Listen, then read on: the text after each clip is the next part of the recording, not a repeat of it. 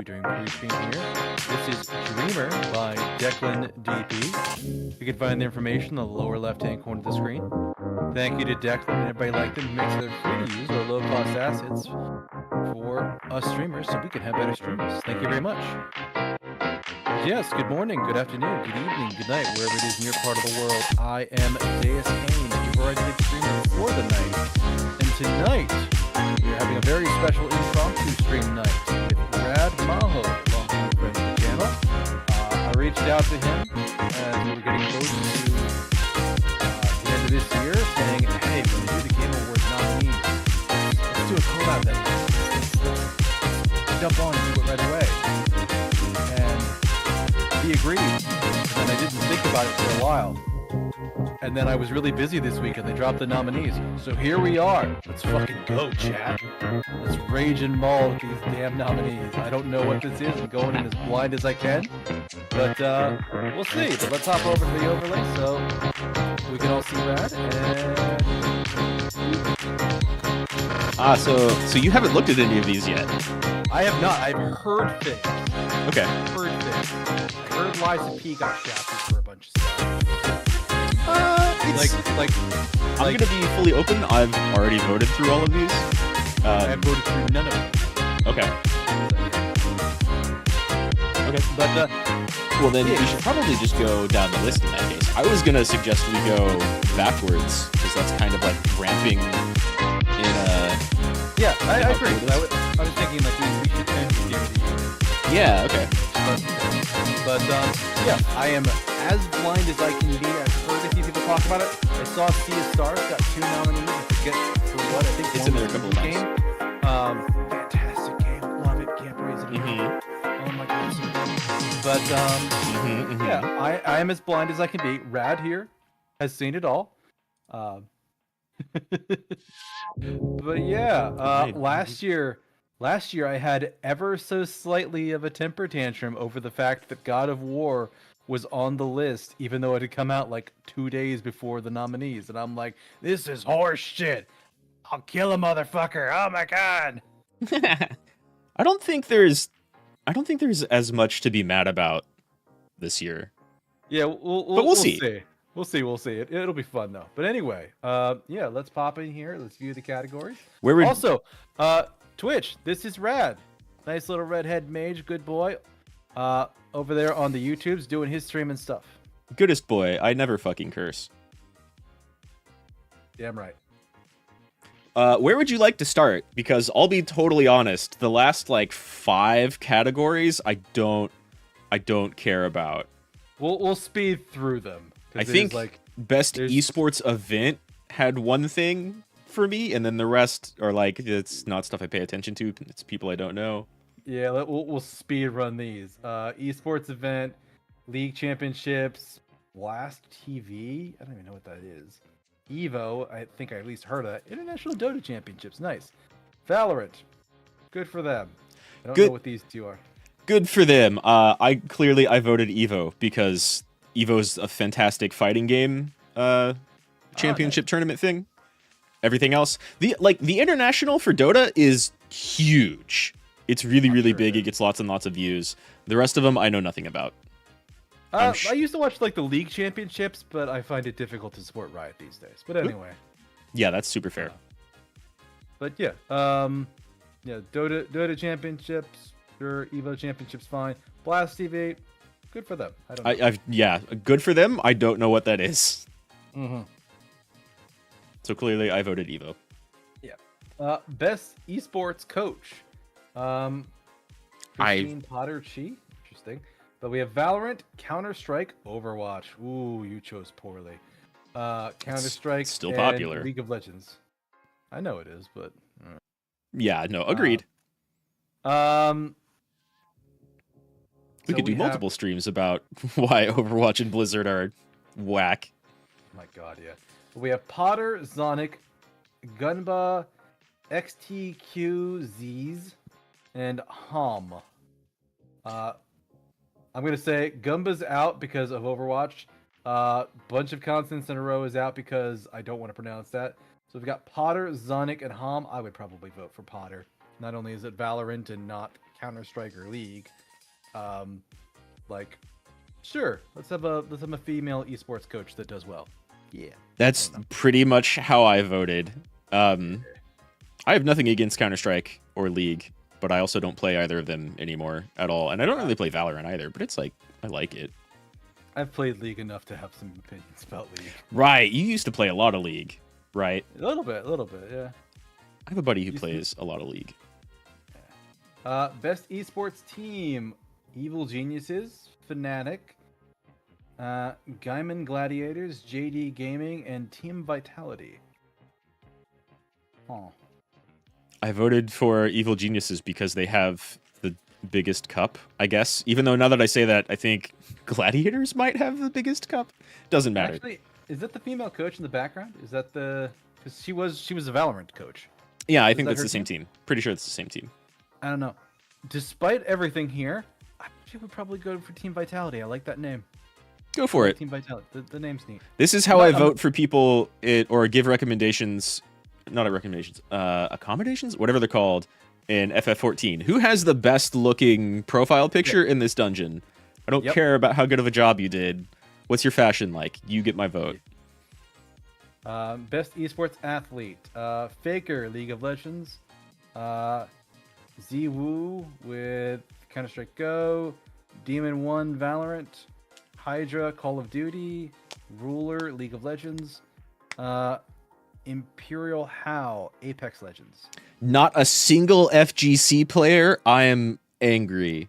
Yeah, it's all shooter games. That's pretty bad. Well, I don't know any of these people. I don't remember which one. I think it's Faker on League. It's like the best Rise player in the world. Like, he is so good at one champion that like isn't even a high tier champion, right? But he's just a fucking menace with it. Like, one of their annual League of Legends animated like championship videos has him as the final fucking boss. If it's Faker, I think it's Faker. That's pretty funny. Again, I voted for him because best profile picture. Yeah, honestly, it's great. J Hank over here says, I'm going to say what we're all thinking. Katamari Reroll Game of the Year. Man, I wish that were up for a nomination anywhere, because that game's great. It's definitely not new, but I played the hell out of that for like a week as soon as it came out. Best esports game: Counter-Strike 2, Dota 2, League of Legends, PUBG Mobile, Valorant. Well, at least I don't have Overwatch on this. That's all I'll say. Mine is no longer showing what I voted for. Interesting. I think I voted for Valorant. Oh, there it goes. It just takes a second to update sometimes. This website's great. I bet you it's being slammed right now. Oh my god. I'm sure. Yeah, I'd probably vote out of what's here. I'd probably vote Valorant just to. Again, no fighting games. What's wrong with these people? Yeah, there really should be. There should be. I mean, a fucking Street Fighter came out this year. Why is the Street Fighter not Street Fighter 6 is in a lot of these categories, and it's totally not in any of these last categories. In any of the esports categories. In any of the esports stuff. Right. For esports, you have to have a team that gets big endorsements. You can't be like a chess player or whatever. Yeah. That's not a sport. Tennis isn't a sport. It's only one person, says the Game Awards. Yeah, basically. All right, content creator of the year. I've heard at least one person in this, and based on who I heard, they'd probably get my vote too. That's similarly exactly how I voted. Clearly, it's Iron Mouse. She's great. I don't know who the rest of these people are. I'm certain they have big Twitch followings, but they're not of any of the people that I follow. I've actually watched Iron Mouse's streams. She's great. She's a fantastic entertainer. She's a huge member of Twitch. She's a positive member of the VTubing community. Fuck yeah, Iron Mouse. If Overwatch 2 is nominated, that would imply it's a game to begin with. Sadly, J Hank, it's in here a couple of times. J Hank's got it right. He knows what knows what we're talking about. Fuck yeah. Yeah, he knows. I think a lot of people know. I don't. Yeah, again, that could be a whole different stream. Overwatch, like, what the fuck is going on there for several years running? And also, oh my god, Blizzard, stop. But yeah, content creator of the year, I've heard of Iron Mouse, and she's fantastic. Yeah. I don't know who the rest of these people are. I wish them all the best. She gets my vote. Yeah, absolutely. I'm putting your chat on the screen too, somewhere, because I want to see your chat. Go for it. But yeah, Iron Mouse, absolutely, 1000%. Most anticipated game: Final Fantasy VII Rebirth, good pick there. Hades 2, good pick there. Like a Dragon, Infinite Wealth, fair choice. Star Wars Outlaws, Strong choice, I would say. I don't know that last one. That last one for Star Wars was pretty disappointing. And then Tekken 6, at least a fighting game. I will say at least a fighting game. Well, Tekken 8, and people are like... Tekken 8, yes. The FGC is fairly hyped for Tekken 8. Of course, the Tekken devs do a pretty good job of hyping it up, and they're really fun to follow on any social media they post on. They're really funny guys. Nice. I did see some talk on social media. People are like, no fucking Silk Song for most anticipated? No Yeah. Well, I would say my only criticism here, get rid of Star Wars, put in Silk Song. Then I would have no complaints. Yeah, I can see... The only complaint, like, Yakuza is a huge franchise, so is Yakuza Like a Dragon. Hades. Right. Hades 2, I'm going to fucking buy into that right away. I will probably put more hours into Hades than Final Fantasy. Mm-hmm. But Final Fantasy gets my vote because clearly it's the most anticipated game. I think the reason Silk Song is not here is because it doesn't have a release date. No one knows if that's coming out in the next year or 2. Or 10, yeah. Yeah, whenever. All of these games coming out next year. Yeah, I similarly, I don't know why Star Wars is here. And Tekken 8 and Like a Dragon, I think both deserve to be here because, like, Yakuza is getting bigger and bigger and bigger and bigger. Thankfully, finally. Yakuza games. Most of them are super good. All of them have really hilarious side stuff going on. I've heard about that, yeah. You can totally start with Like a Dragon. The, like, Dragon Quest RPG style Yakuza. Yeah. Yeah, I was watching somebody play it. I think I even rated his channel where it's like Yakuza 0, and it's like the famous character Majima, who at least I know Majima, and he's a big deal for Yakuza. Yep. He like shows up because these guys are like saying some really fucked up shit to this woman about like she's in debt, and like they basically charged her like 13 times her base, her base of what she borrowed as interest, and they're like trying to put her to work and trying to put her kid to work, and Majima just shows up as like, yeah, I don't like two kinds of people. Fuckwits who are mean to women and fuckwits who are mean to kids. And you fuckwits did both of that. And he kicks the shit out of both of them. And I'm like, I like this guy. Majima's awesome. Majima's fantastic. Yeah, if you play anything outside of Like a Dragon, I think Kiwami and Zero are like the kind of beginning of the story, but they've been redone and they're quite good. And then it's patchy in between. I don't know specifically which one Keisan is in, but I would assume it's the new one that's coming out. It's the new one that's not out yet. In which case, I might buy that because Keisan is also fantastic. I mean, she's a fantastic content creator too. I've seen some of her stuff, but damn, she looks nice.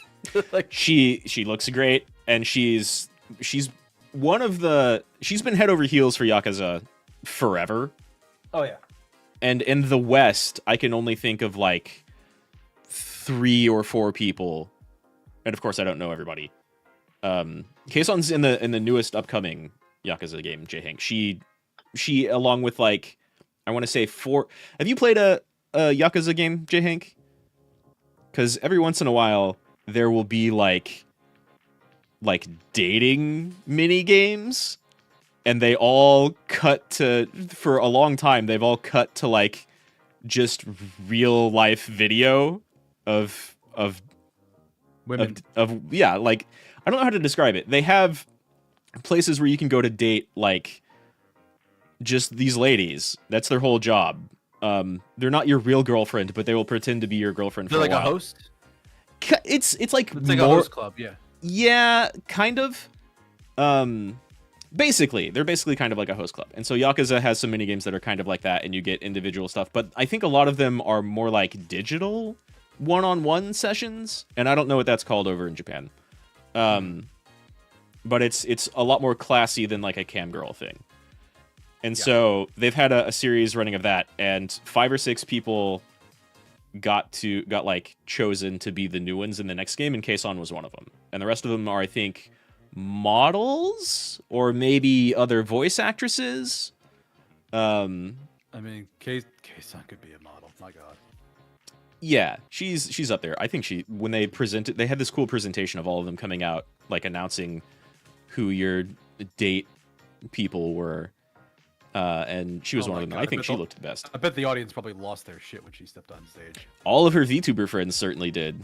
I mean, all of them look fantastic. They're very done up for the show. Yeah. Yakuza's also famous for their devs like actually hanging out with Yakuza. And they don't care about hiding it. It's pretty great. Yeah, I'll have to play those games one time. But anyway, yeah, Yakuza games are great. Infinite Wealth totally deserves to be here. Those games are getting way bigger and bigger and bigger. Nice. You never got much into dude. The side quests in every Yakuza game are so good, J-Hank. You have to check them out, like all of them. Still, FF7 definitely most anticipated game. Yeah, that's what you would vote for. I would probably go for Hades just because I want to be different. But that's me. Sure, fine, that's valid. Hades 2, like also deserves to be on here right next to FF7. Oh yeah. Like basically swap Tekken and Star Wars, and you have, I think, the line of how anticipated they are, with most anticipated to least anticipated. Fair and valid. Best adaptation. Curious what is actually in here. Castlevania Nocturne. Okay. Gran Turismo. I was unaware there was a Gran Turismo show. Yeah, same. Super Mario Brothers movie and Twisted Metal. I'd heard about Twisted Metal. People were saying some good things about that. Were they really? Like if you liked Twisted Metal, like there's a certain degree of like camp to it, I think. So I mean, okay, maybe. I'll be fair. I haven't watched Gran Turismo at all. I haven't watched Twisted Metal at all. Right? Golem 2 win. That'll be a gimmick at some point. I hope they intentionally make the second one bad. Mario Bros movie was great. I watched like half of Nocturne and it kind of lost interest. Yeah, I heard like the trailer looks great, and then I heard people like say the same thing of like it starts off strong and then it loses me. So like yeah, Mario Brothers film. I can't think of anything that's gonna be really hard to beat here. That could really beat it. Like that film brought me, a 30-something-year-old adult, to tears in certain parts of it. Like it fucking hit me in the feels and brought me back to my childhood. It's a good fucking movie. Well, it's good for it. Gran Turismo's a movie, that makes sense. Instead of like a series. That makes a lot more sense. I voted Last of Us. But I think you might, like, more gamers are going to be voting in this than like average people. And like the average people I know watched Last of Us and really liked it. Mario movie did pretty well. And I think more gamers will probably vote for that. I thought Last of Us was really good. Yeah, my only concern between like Last of Us versus Mario Brothers is there's still a lot of stigma in the West that cartoon equals children. And there is, yeah. I don't agree with that. Oh yeah, obviously. Like, I mean, for fuck's sake, Castlevania's on here, and that's definitely not for kids. But yeah, no, You tried to see Gran Turismo in cinema, but they pulled it out before you could get a date. That's hilarious. Oh, yeah, that says some things, J-Hank. That says some things. It probably did not do so well. All right, so best multiplayer nominees. See what the list is here. Baldur's Gate 3, that should win. Diablo 4, go fuck yourself. Party Animals, decent choice. Street Fighter 6, very good. Super Mario Wonder, that's my God of War. It came out real recent.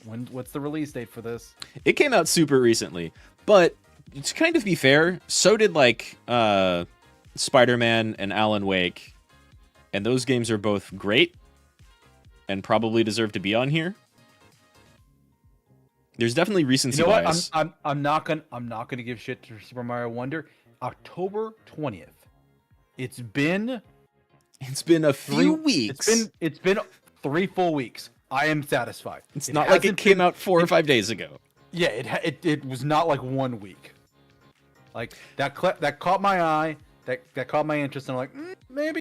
But yeah, The only thing I say here, fucking pull Diablo 4. No. I mean, Like, it has its fans.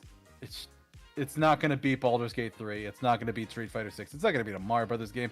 And from what I've heard, Party Animals is pretty fun too. I haven't played it, but Party Animals is, from what I hear, Party Animals is just Gang Beasts, except it's not broken. It's smooth and works better. I voted, as much as I love that Baldur's Gate 3 swept the Golden Joystick Awards and would probably vote for it in basically any category it shows up in because the game's amazing. I voted Street Fighter 6 here. Absolutely. Yeah, fair.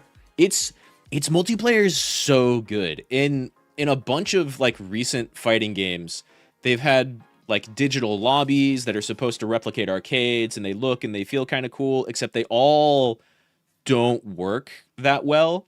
And Street Fighter has that, but it works a lot better.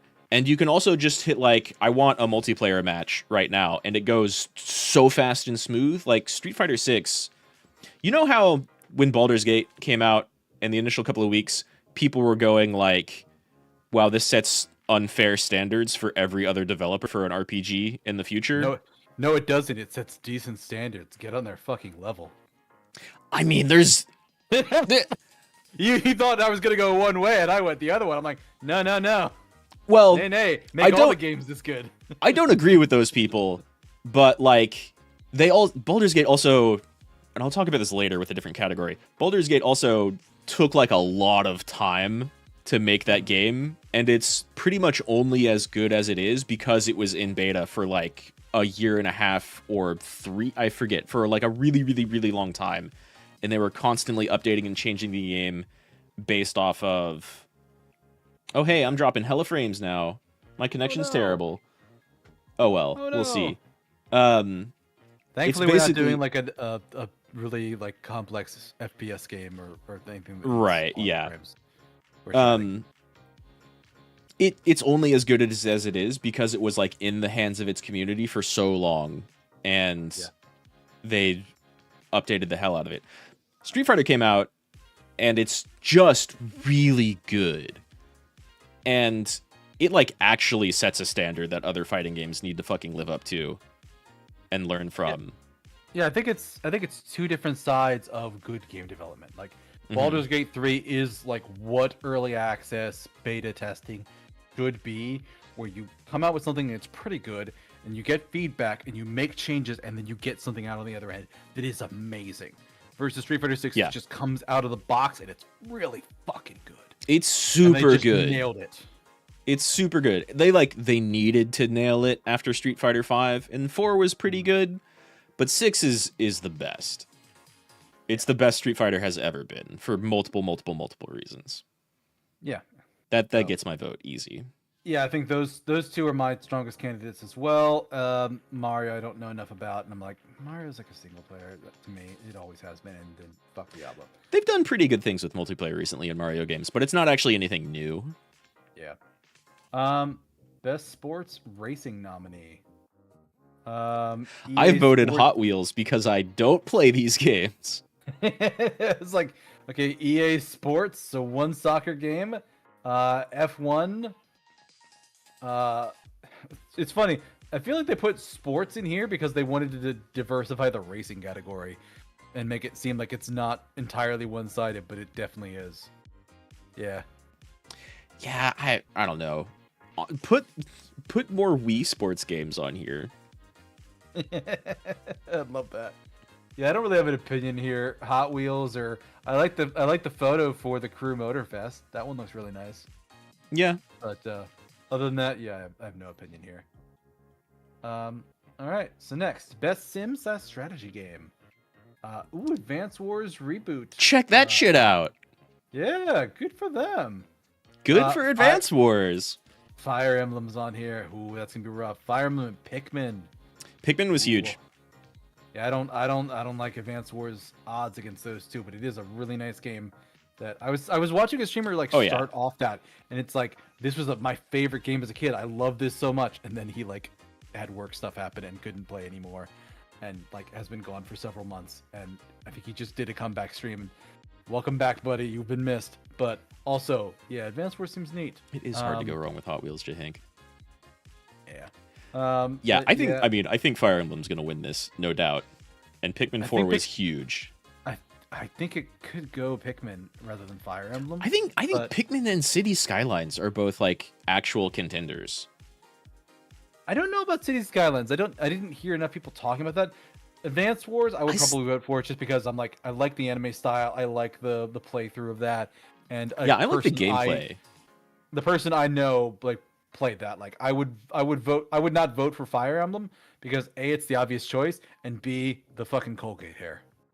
The Colgate hair. Well, that's fair. That's a stylistic thing, sure. I get why they have it, but I'm just like I don't like I don't like it. I think it's probably going to win. I didn't hear, similar to like your experience with City Skylines, I didn't hear anything about Company of Heroes really. Though I do have one friend who plays a lot of those games. I've seen a lot of people play City Skylines, honestly. But Pikmin 4 was definitely the bigger one. Again, also, I'm kind of with you, I think. I voted Advance Wars. Those games are fantastic. Best Family. Is that like Best Family Game or Best Family? I think it's Best Family Game. Yeah. Disney Illusion Island, Party Animals, Pikmin 4, Sonic Superstars, Super Mario Wonder. Yeah, I mean... Best game appropriate for family play. Yeah, so, you know, we mentioned Pikmin in the last one. Solid game, kid-friendly. I mean, let's get the kids on Mario and Sonic as early as we can so they know what the good stuff looks like. I don't know if you could say that about Sonic right now, but okay. I don't know what Superstars looks like. All I'll say is Sonic is be careful of what you let your kids search online for that game because they're gonna see some stuff. Yeah, yeah. The only thing you can say similarly about Mario is Bowsette, but like Nintendo disavows that, and there's a lot worse Sonic out there. Yeah, true. I mean, we've all seen Sonic impregnate Mario. Can't say I've seen that specific one, but we've definitely seen some wow, Rule okay. 30. I apparently got lucky, and I will be mad at you if you send me any DM with that in it. Don't you dare! Don't you dare! I've got an idea. No. Yeah, I don't really have an opinion here, but like Mario, Sonic, and Pikmin are all here. They're strong contenders. Yeah, I don't know what Disney Illusion Island is. I don't. Same. Yeah, I have no idea. Do families still play together? I think so. Non-dysfunctional ones, probably. Sure. I think they do. I've seen various VTubers talk about like, yeah, you know, my dad or my mom was really big into these games and we used to play them together. I don't know if Pikmin's like exclusively a single player game. And I didn't vote for Party Animals because it's like, it's a pretty good contender, but I think it's a step and a half below like a Mario Party, and that the point is to break friendships. It's wholly and entirely versus. I ended up voting for like Mario Wonder because those are actually like really good games to play as a party. Yeah, why not Mario Wonder? Sure, why not? I was kind of surprised by this though. Like, there's a lot of other stuff that, a lot of other like family group games they could have put in here. Maybe none of them came out this year though. Maybe. Sonic is the next one. Blessed kid of the relationship between Batman and Shrek. Okay, there's also that. Mistakes into miracles. I don't want to know. Whatever it is, I don't want to know. I don't know how you don't know any of this. I'm in different sections of the internet. Clearly. Anyway, next category. You should probably have a lot to say about this. Best fighting games. I have very little to say about this, actually. It's Street Fighter 6. There's no question. And Nickelodeon All-Star Brawl is really good. It's Smash at home, but strong with it. I don't know what Pocket Bravery is. Mortal Kombat 1 is better than it has any right to be, but it's still Mortal Kombat, so I don't really like it. God of Rock I heard about, but haven't really seen anything. It has a nice aesthetic from the design. It's got a cool aesthetic. I'm gonna have to look into it. Yeah, but I haven't. Pocket Bravery, I don't give two shits. I don't even like the graphic there. It reminds me of like Puzzle Fighter, which was really cool. Puzzle Fighter was like Puyo Puyo Tetris or whatever the Gym Drop game was way back in the day, except you could choose like Street Fighter characters that were all chibi style, and they all had different things they could do in the matches. Well, it's Puyo Puyo. No. You could play Puyo Puyo or Tetris versus each other, but as like Street Fighter characters. It was really neat. I don't know what Pocket Bravery is though. However, it's clearly Street Fighter. There's no question. Yeah, there's no question. Out of the listing here, I think Street Fighter's probably the best choice. It's solid gold the whole way through. Street Fighter next 6. Next one for best RPG. I'm not going to toggle over yet. I did hear there's a disappointment in this one. There's a pretender among the RPGs. MK1 is bad. It's got a fun story, which is like the best thing you can say about a Mortal Kombat. If you ask me, their animations are jank. I don't like the way those games play. Sonic Fox would hate my opinions, but that's okay. He's cool. I like him. Ooh, looking at best RPG now. My God. So I got a lot to say here. One, Baldur's Gate 3 is going to win it because absolutely, as it should. Sea of Stars, I'm glad it gets the nod. It's not going to win. It's not going to beat Baldur's Gate 3. No. None of the other options should be listed here. Final Fantasy was. You don't think so? Game. Final Fantasy was an action game. It's an action RPG. It's an action RPG. It's an action game. Like let the proper RPG. It just reminds me of last year. Whatever. Lies of P here, like seeing a Soulsborne type of game in this category reminds me of how last year they put Elden Ring in this category, and it beat like it beat Triangle Strategy. It beat Live Alive. It beat a couple of other like really solid RPGs that had no fucking chance up against Game of the Year. And yeah, I mean they had no chance. That's what bothers me about like Sea of Stars up against Baldur's Gate 3. It's not gonna win. No. I would 100% vote Sea of Stars over Baldur's Gate 3. I respect your opinion on voting Baldur's Gate 3. You have your favorite. I have mine. I think all of these games deserve to be here. I don't know enough about Starfield to say yay or nay. I think Bethesda has enough RPG in their thing to be that, but we both played Final Fantasy 16. We have wildly differing opinions about that. Like, yeah, for the brand recognition, I can see why it's here, but 16 was made by the people who made Kingdom Hearts and it was mostly 14. Devil May Cry. Yeah, 16 is mostly the FF14 team with people from Devil May Cry and Bayonetta and Kingdom Hearts and like a couple of other things coming in. And Platinum Studios was in there. I still think that game's great. Yeah. But I still give it like a 6, maybe 7 out of 10. The longer I get from it, the more I'm like, it was a good experience for the first time. I'll never play it again. I would recommend it to people, like, play it once, experience it, move on with your life. Yeah. I think even Starfield deserves to be here because like it's clearly, and I haven't even watched a lot of it. I haven't touched it, but it's like clearly the best game Bethesda has put out in a long time. In like a long time. I'm not upset about its inclusion. Like honestly, like my issues are pretty much like Lies of P and Final Fantasy, because I think they're more action games than they should be RPGs. Like they have RPG elements, but like they're action games in my humble opinion. I think they've got RPG elements and stories.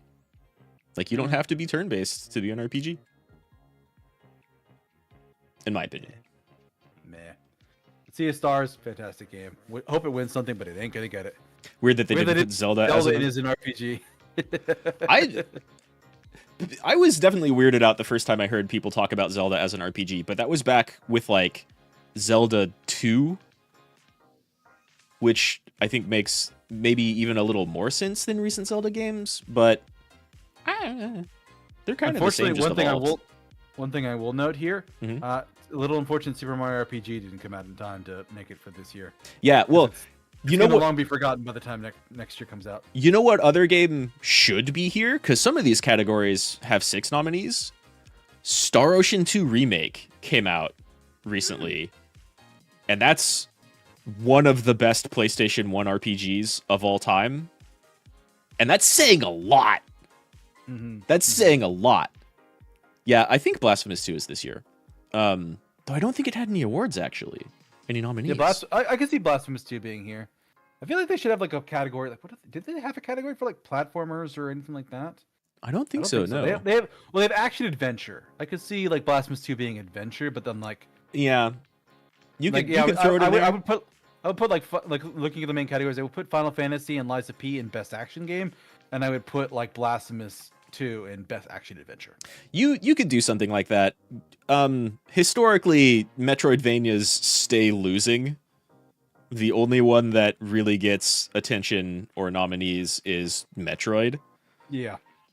Well, Actually, no. Unless we got like we got a Castlevania nominee this year. That was a show. That was a TV show. But it's a Castlevania reference. It is a Castlevania show, but none of the games show up. But Star Ocean 2 should be in Best RPG, because, like, goddamn, is that game... It's incredibly ambitious in ways that, like, our favorite PS1 RPGs aren't, right? Because I still like Xenogears more. I still like FF7 and 9 more. But Star Ocean 2 is the type of game that makes me ask stuff like, what food can my party make with their Master Chef collaborative cooking skill that negates party reputation loss from me pickpocketing people? I love that. Yeah, yeah. Let's toss out Final Fantasy with its jank-ass crafting system and put Star Ocean here. Yeah. I mean, that's definitely a thing we agree about on FF6 or FF16. The crafting item progression, like, almost has no reason to exist in that game. It is a thing that, like, oh, we put this in our MMO, let's put it in our single player game. Oh no, we don't know how to balance it, and we didn't put any effort into it. So it's the most simplified thing ever and might as well not exist. Yeah, Star Ocean 2 should be here. It's so fucking good. It has the same presentation as, like, not Triangle Strategy, but Octopath Traveler. It takes that art style, and it's the best looking one of all of that. Which one is it again? Is it Star Ocean the Second Story, or is it Star Ocean 2 R? Yeah, Star Ocean the Second Story, Star Ocean 2 R. It came out this year. It came out like a month ago. Not according to Steam. November 2nd. Oh, did it came out? Oh, it came out this month? Oh, okay. Apparently. Anyway, I'm adding it to my wish list on Steam. It's Have you never played that? I don't think so. Maybe a long time ago I played it on like PS1, PS2. Right. Whenever it was originally out, but I don't remember it. It's, to be fair, it was in that like 97, 98, 99 spread year where you're like... I know I played some Star Ocean game, but I don't remember which one. Yeah, sorry about the huge spoiler, J. Hank. To be fair, every single Star Ocean game that came after the one you're playing now takes place chronologically before that one, so they don't ever address that.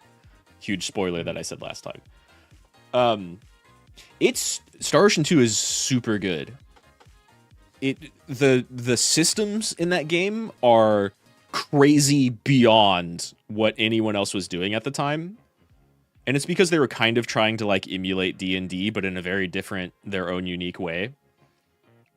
It lets you do absurd things, like accidentally craft your main character's ultimate weapon by like the third town. I think the one I played was Star Ocean Till the End of Time. That's the one J. Hank's playing. And you know what? There are pretty cool mechanics in that game, too. I don't actually dislike that game. I just dislike what the story did. And so does every other Star Ocean fan. Yeah, Fate Line God. Yep, that's the one. I remember. It's a fun game. Fate, it's fun to play. At least I remember his name. Like I remember nothing about the story other than like you start off on a planet and eventually you discover like, oh no, this is like. There's things that happen. Yes. Yeah. There's. I realized mid sentence like shit. J. Hank's playing it. You might not have gotten to that part yet. Right. Fuck it. I'm not saying anything. I'm out. Well, I'm out. And the big spoilers for that entire series come pretty late in the game. Yeah. But there are hints at it, and everyone hated them, and no other Star Ocean game has touched on that since. They've just kind of ignored its existence. Yeah. But Star Ocean 2 is the best one, and it should be here because it came out this year, kind of. Anyway, best action adventure game. What we got? We got some good options here. Alan Wake 2, fair enough. Marvel's Spider-Man 2. I've heard a lot of people fucking love that. Resident Evil 4. Super good. decent choice. I feel like I should put it. They should be in like shooter category. Star Wars Jedi Survivor. No. Yeah, not that one. Yeah, like Zelda. I heard great things about. Spider-Man. I heard great things about.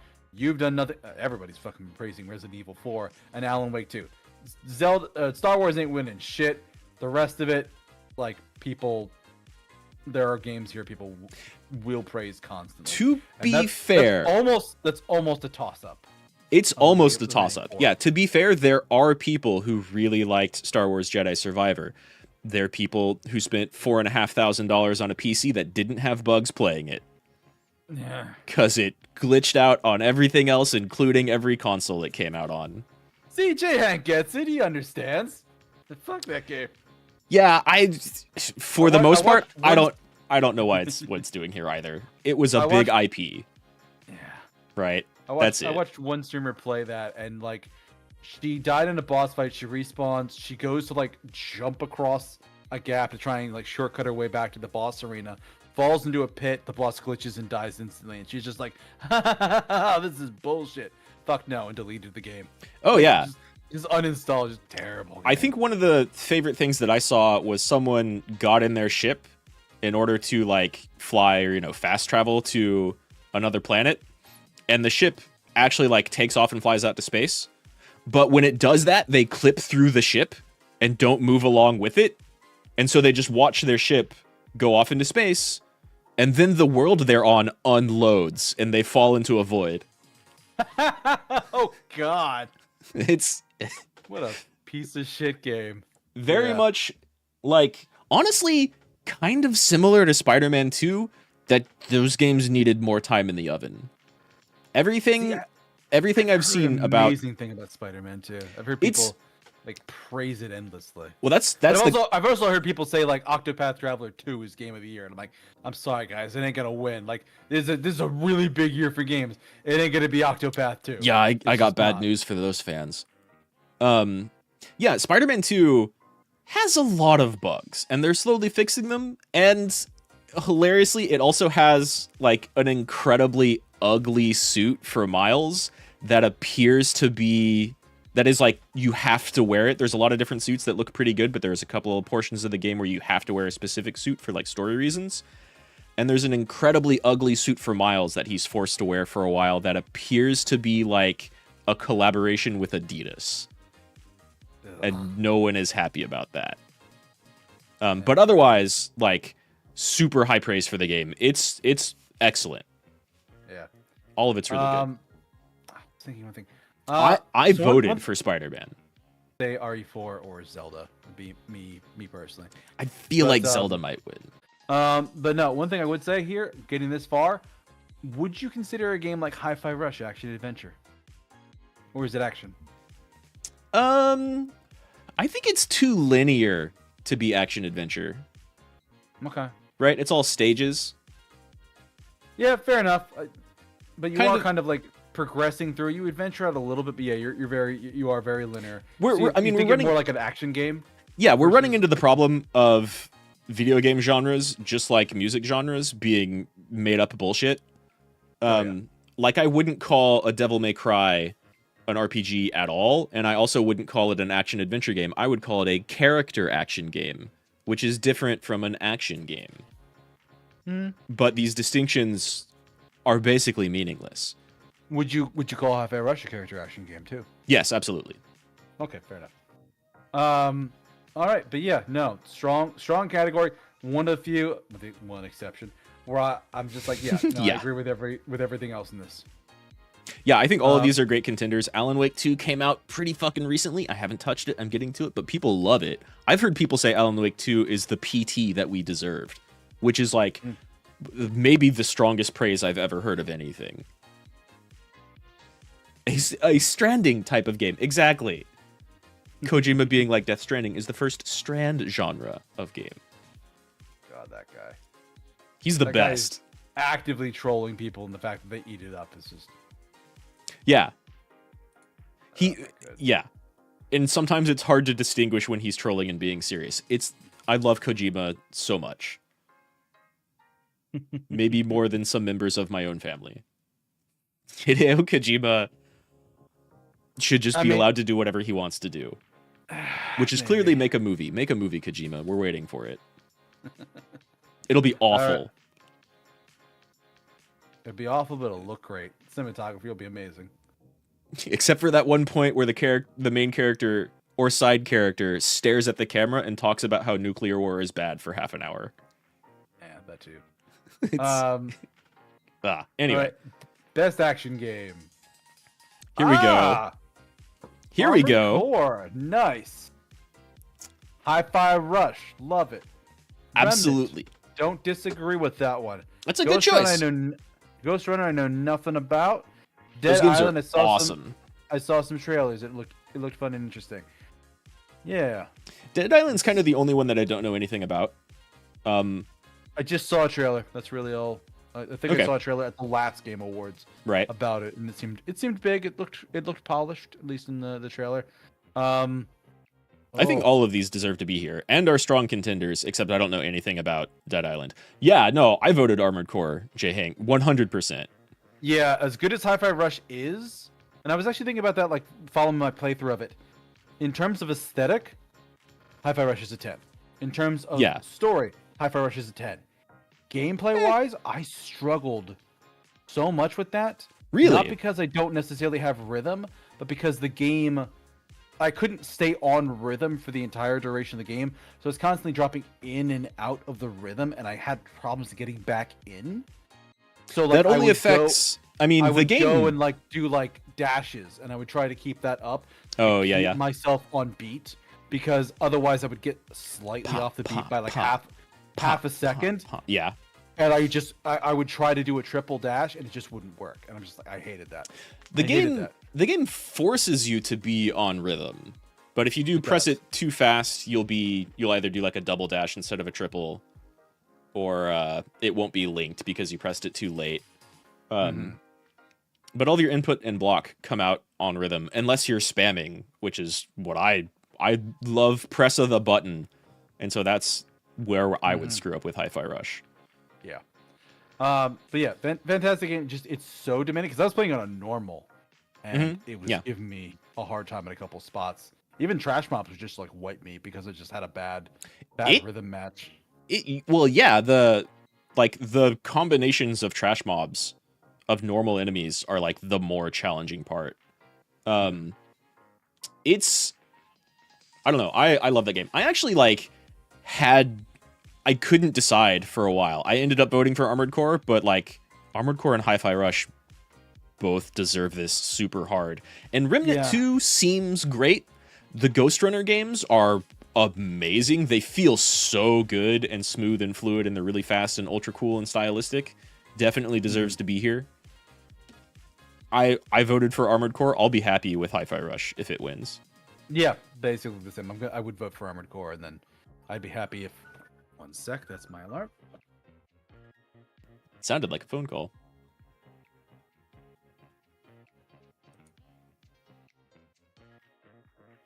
Oh no, the alarm on my phone telling me to go the fuck to sleep or start getting ready for bed, but it's based on my normal schedule, not awards night talking about things. So fuck that shit. I'm turning off that alarm and the next one. But anyway, yeah, Armored Core, just A, because it's the first time I've seen it here, and B, it deserves it.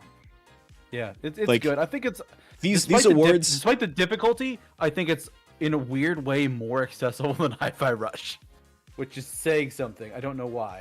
Maybe there's a lot more numbers crunching going on in Armored Core. But you can brute force Armored Core. You can't brute force Hi-Fi Rush. If you try to do that, the game will just shit on your heart. You can do it on easy. You can. And there's no difficulty selection on Armored Core. It's just the game. Armored Core has two difficulties. You're either good enough or you're not. Pretty much, yeah. It's been rebalanced a bunch since. I don't know if you've been paying attention. Nah, not really. It's received like 2 or 3 major balance passes. A lot of it kind of focused on PvE and buffing rifles. Yeah, rifles felt pretty weak. I had a couple that I was able to get like really into, but like yeah, you don't want to pull down the shotguns, especially the Zimmermans, just because they're so good. So you really just have to lift the rifles up and make them better. Yeah, I think they did nerf the Zimmermans, and it didn't matter. They're still amazing. God. It didn't matter. I think they mostly like tweaked them down a little bit for PvP, and that's about it. Okay, fair enough. Downgrading from PvP, I don't have a problem, but yeah, PvE.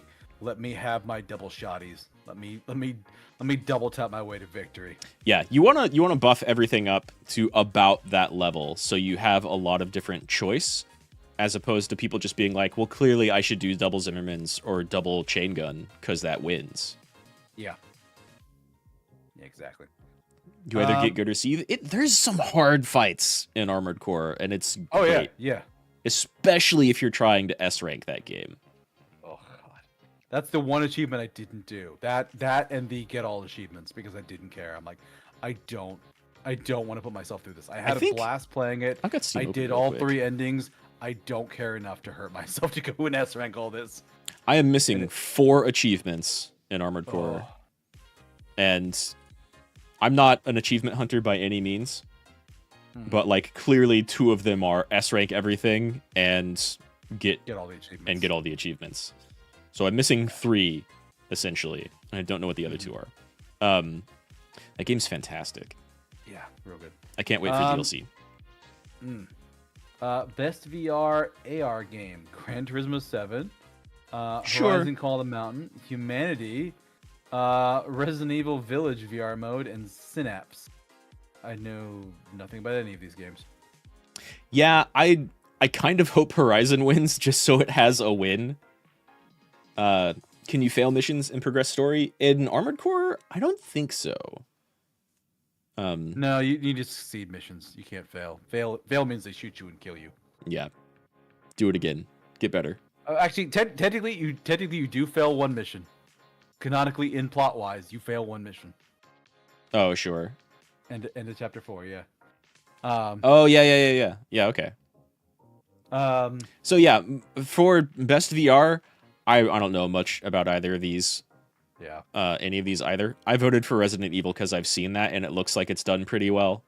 I've heard about Synapse but haven't looked into anything. And then one of my buddies who owns a PS5 says Humanity is great, and I think it's like a free game that's a pretty cool little puzzle game.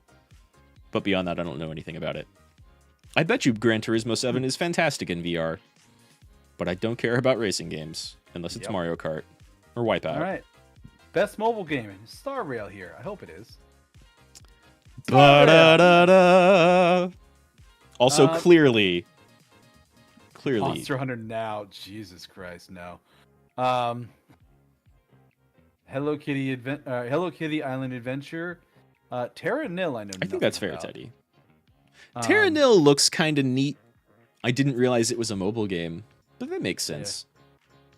Yeah. And then Final Fantasy Ever Crisis. Humanity's pretty okay. Don't quote me on that, J. Hank. Yeah, you know what my vote for this category is going to be. Honestly, that was my vote too. Yeah. Like, out of all of these, Star Rail is clearly super quality. Yeah. Ever Crisis didn't like, they announced a bunch of extra FF7 stuff, and I was not so hype on a lot of that. But I haven't touched it. Who knows? Maybe it'll win. I bet you Star Rail's gonna win though. There's almost no competition here. Yeah. Yeah, there's a ton of Star Rail fans. There's almost no competition in this category. Yeah, I agree. Best debut indie game. I think Sea of Stars is in this one.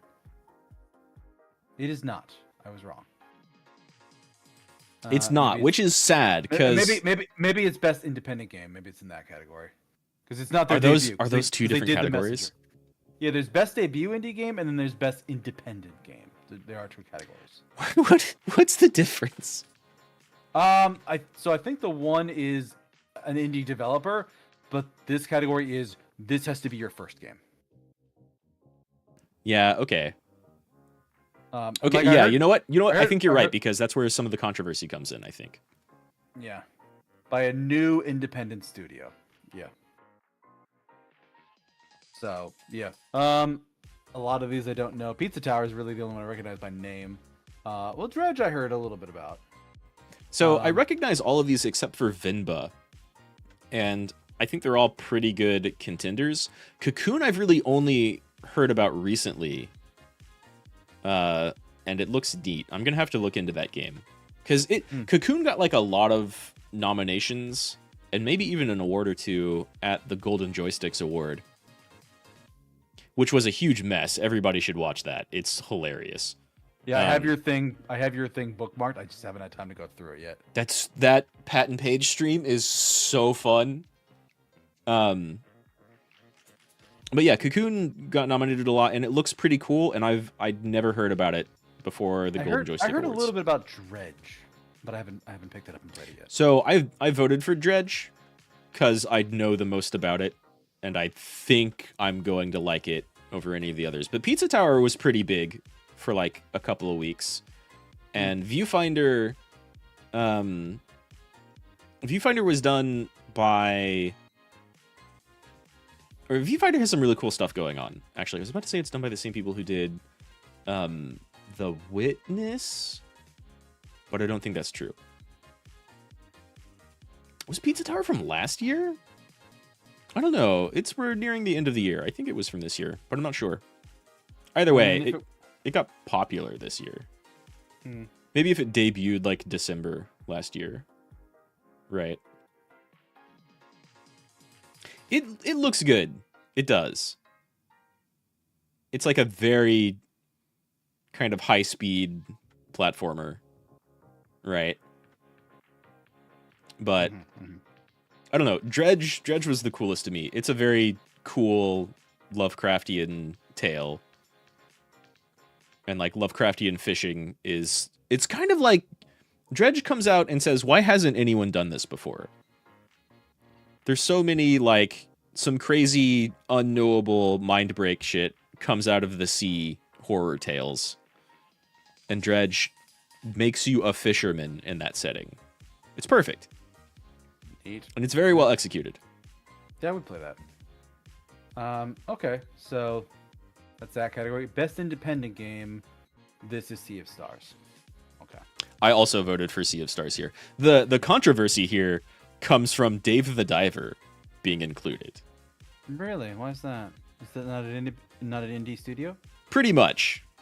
Mint Rocket is credited here, but they were created by Nexon, who has been around forever and published a lot of different stuff. Yeah. I played Nexon Maple Story ages ago. Jesus. Right. That's not a new studio. That's not an independent studio. Very much not, yeah. Dave the Diver looks pretty good. Why is it on this list? But yeah, Sea of Stars definitely gets my vote in this category. Easy. I mean, I voted for Dredge in the other one, and these categories are basically indistinguishable, so now I get to vote for Sea of Stars. Yeah. It looks like a labor of love. I haven't even touched it, but I've seen some of your stuff and some other people playing it. Like, so good. Right? That's all I hear. That's all I hear about Sea of Stars. Yeah, what I would tell you, first of all, play it. First thing I would tell you. Yeah. Secondly, it's on my list. Once you beat it, go for the second ending. It's worth it. Okay. Like there's some grinding you should do off stream because like there's like one of the requirements is like a bunch of collectibles. Yeah. But do the second ending on stream. It's real good. It's real fucking good. Okay. All right. It's on my list.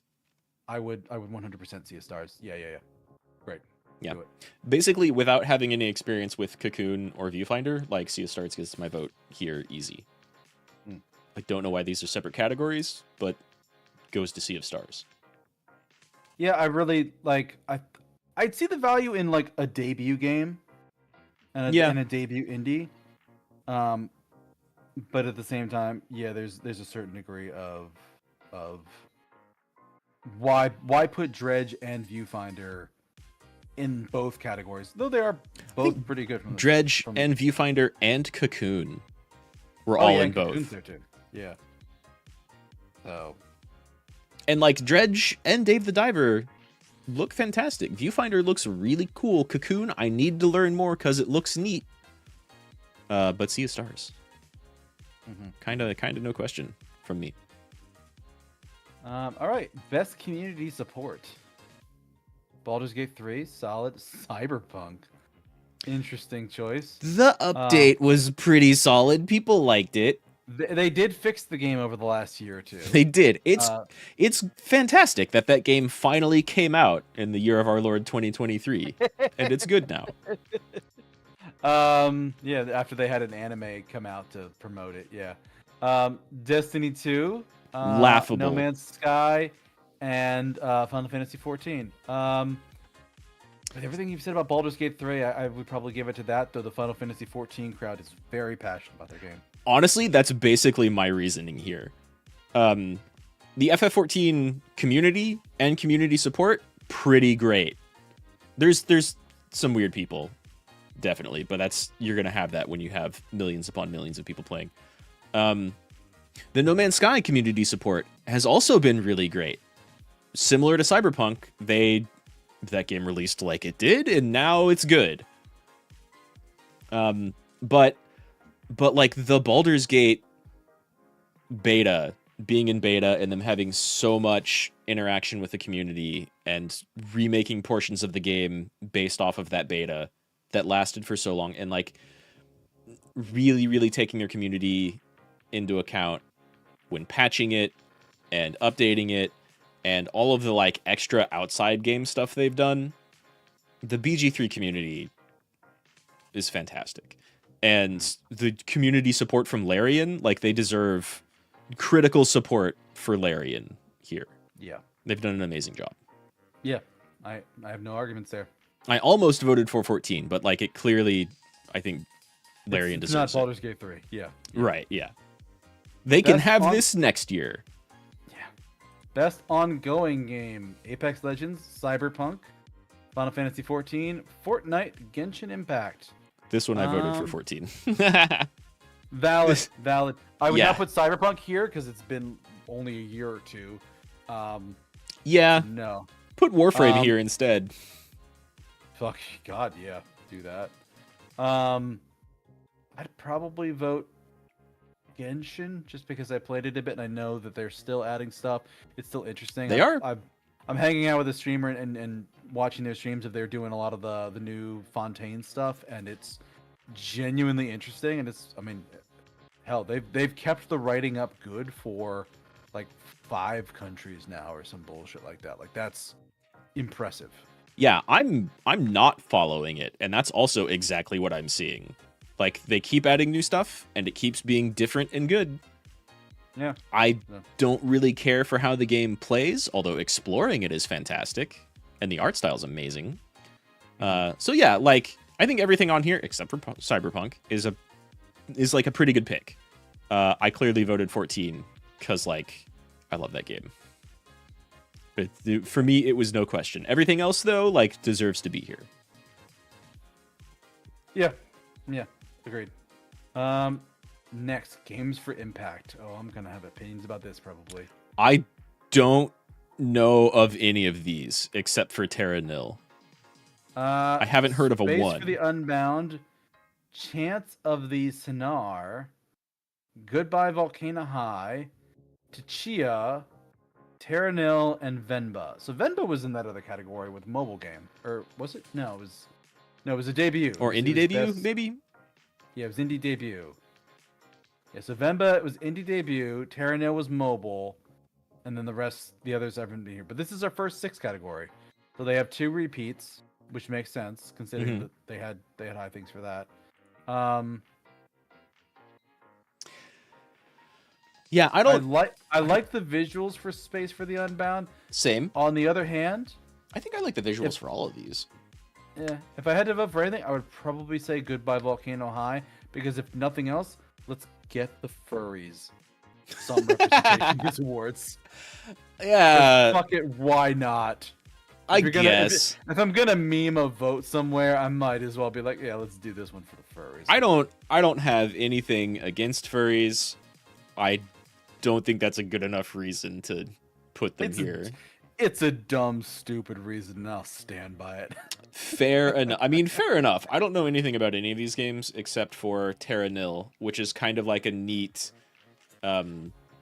terraforming a planet type of game, and it kind of talks about global warming and ecological disaster and what we should maybe do to fix that stuff and be more in line with nature. So it's neat in that regards. The rest of it, I don't know anything about. Yeah, I would say Class of '09 should be here, except I think that came out end of last year, or maybe like 2 years ago. But it's only getting popular. I don't even know what I would like for a thought-provoking game with a pro-social meaning or message. I mean, you could put Hi-Fi Rush in here for all. I mean, you could. As silly and dumb as it is, heck, Cassette Beast. I don't even know if it qualifies. Is Cassette Beast this year? I think it's this year. I don't know.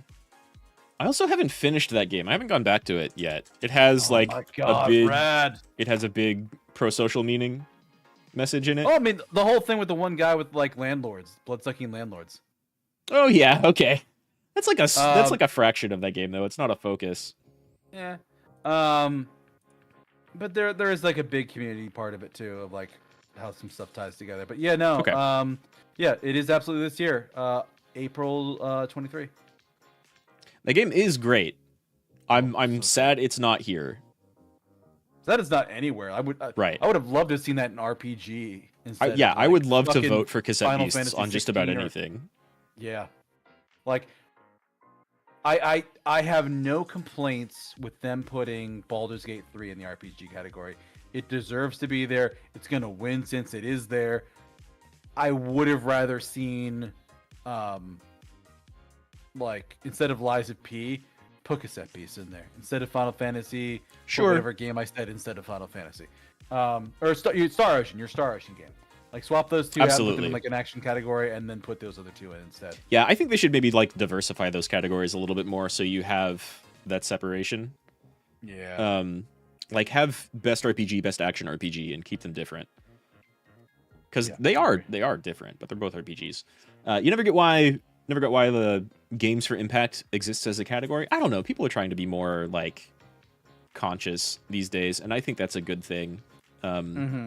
Some of it is definitely like a corporate forced type of thing, which Hi-Fi Rush speaks out against. Yep.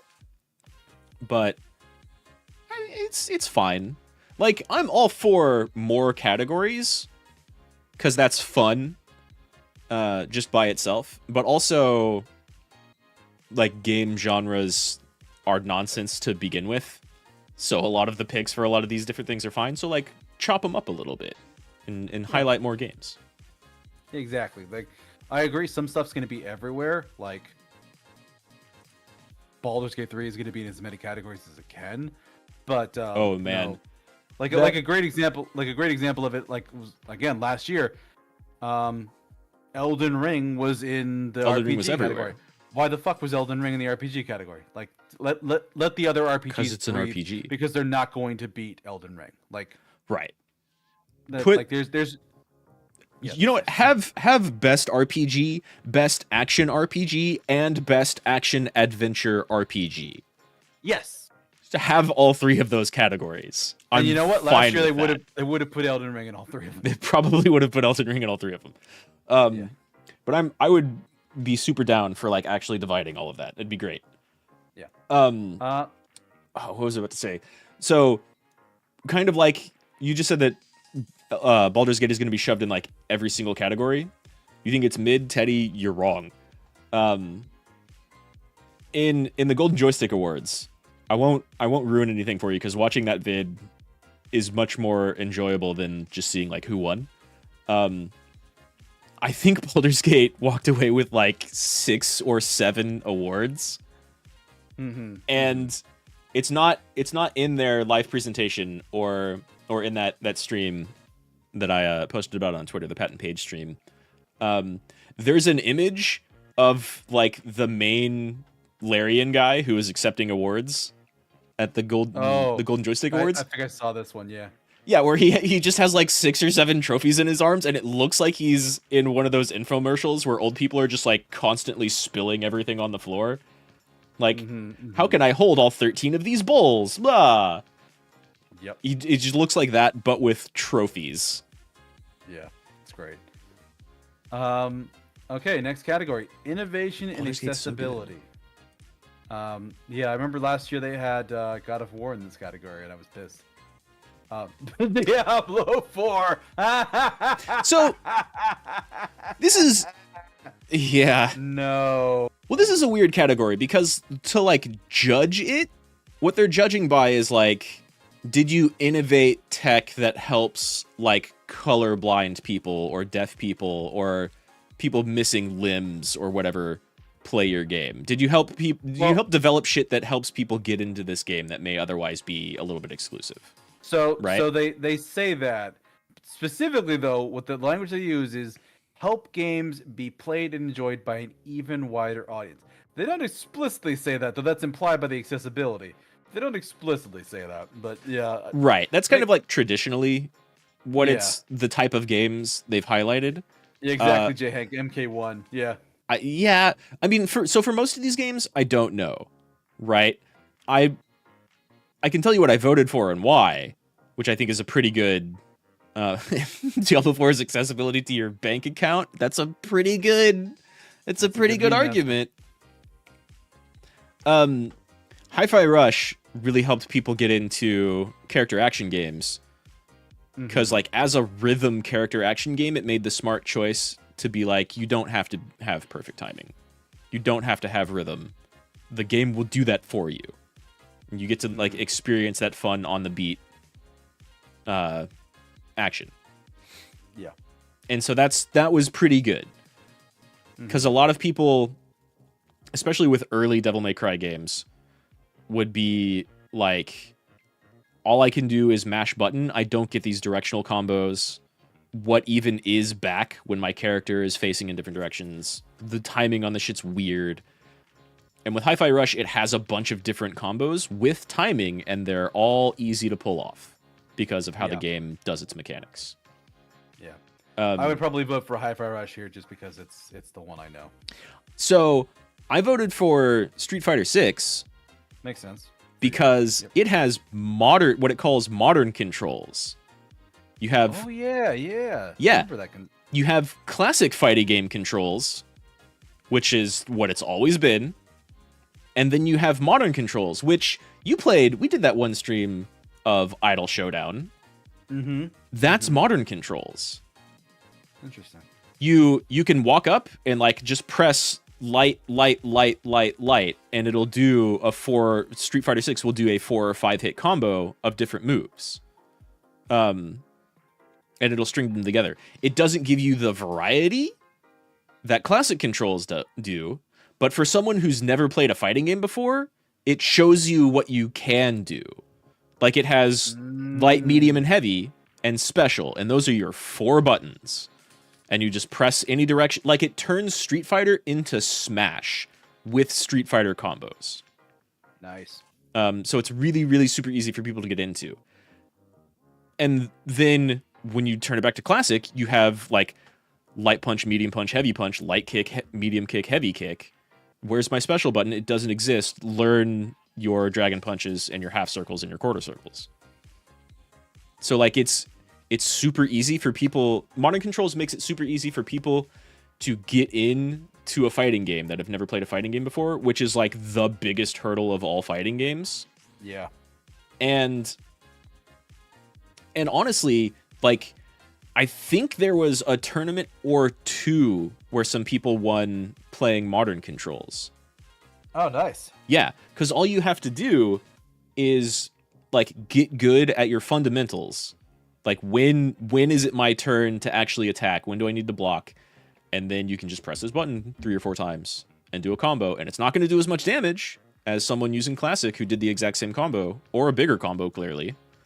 But it's very, very easy.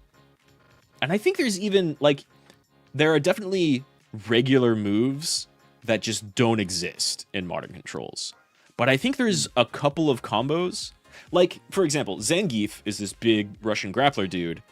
Yep. And modern controls makes some of his, like, super high damage grapples, his grabs, really scary easy to do. Whereas they're, like, technical and hard otherwise. So like, not only does it make it very, very easy for people to get into an entire genre of game that is very difficult, because usually if you pick up like a Guilty Gear or a Mortal Kombat or an old Street Fighter and you try to play it online, you get the floor wiped with you, because everybody else has been playing fighting games for like 20 years now. But Modern Controls lets anybody get in and do pretty all right and learn. Nice. It's something that has never existed before in its genre, and so that's why I went with Street Fighter over Hi-Fi Rush, even though they both kind of do something similar. Yeah, I saw that Spider-Man was free for like Game Pass, or if you bought a new system recently. Spider-Man's great. I don't know what any of these games did as far as accessibility goes, except for Hi-Fi Rush and Street Fighter, and I kind of have to hand it to Street Fighter. Yeah, from what you said about Street Fighter, like it doesn't just help itself; it helps the whole genre. That makes sense. It really does. Yeah, it really does. Okay. Yeah. Next category: best performance. This one's tough. Voiceover capture, motion, and/or performance capture. Oh, Ben Starr, Final Fantasy 16. I like that. Yeah, he was really good. He was. Sorry, Jedi Survivor guy, you're just automatically out. There are ultimately like two. Well, I guess three, because one of these people is Yuri Lowenthal. But I think there are ultimately two choices here too. Like that's a solid. Like I've seen that man act. He's damn good. He is. Yeah, no, I really like Idris Elba. I've heard he's okay in Cyberpunk. And I haven't heard much about Melanie Liburd from Alan Wake 2 yet. But yeah, so it's pretty recent, so I don't know much about Alan Wake 2. It's pretty recent. I'm playing through those. I haven't got there yet. I bet she does a good job. Is your other choice, in addition to Ben Starr, to be Neil Newborn? Yeah, absolutely. 100%. Yeah. Who's he playing in Baldur's Gate, out of curiosity? I forget. Astarion. Oh, fuck. That's Astarion. Oh, Jesus. Look at him. Yeah. I went with Ben Starr because he's like main protagonist and does an utterly amazing job the whole way through. But like, I had to sit here for probably 10 or 15 minutes being like, God damn, I don't know. Neil Newbon, though, he's so good, and he loves that character basically just as much as Ben Starr loves having played Clive. Yeah. And I think I went with Ben Starr because like I'm done with 16 and I'm not done with Baldur's Gate yet, and I love all of his performances as Astarion so far, but I haven't seen the real meat and guts that I think come later. But everybody tells me it's utterly amazing. Yeah, I think. And I believe what's funny with Ben is you see his social media posts and he plays a very different, like he's doing Clive, but he plays him silly or goofy, or he's just silly like that. But in the actual game itself, he's just very serious, very somber, very like he does bring his chops there. Oh yeah, his acting chops shine through and through, like the entire time. He's got a lot of serious lines, a lot of heartfelt lines. His conversation with Annabella is amazing. Yep. He's got a lot of little comedy lines. He really fleshes out that character and does a fantastic job. And I'm certain Neil Newbon does the exact same thing, and I would not be surprised if he won, like at all. Yeah, I mean it's Astarion in Baldur's Gate. It's Astarion. He's Astarion, and he kills it. I think he's probably going to win. That would be my guess. I think he probably is too. But Ben Starr, I would vote for him. I think Ben Starr gets my vote. I didn't even like the game that much. I'm just like, yeah, you know what? Let's give it to Ben. He does an amazing job. Ben does a great job. Yeah. Yeah. And yeah, so I think I voted for him just because I've beat that one and I'm not done with Baldur's Gate 3, and also like Ben has such a fantastic shitpost voice acting career on Twitter. It's amazing. I love him. Nice. Follow that dude's Twitter account. Yeah, I need to do that. So next is best audio design. I hear there was a snub here that I want to talk about. Okay, sure. And I agree. Oh, Hi-Fi Rush. Good. It's there. Somebody mentioned like there's no Lies of P here.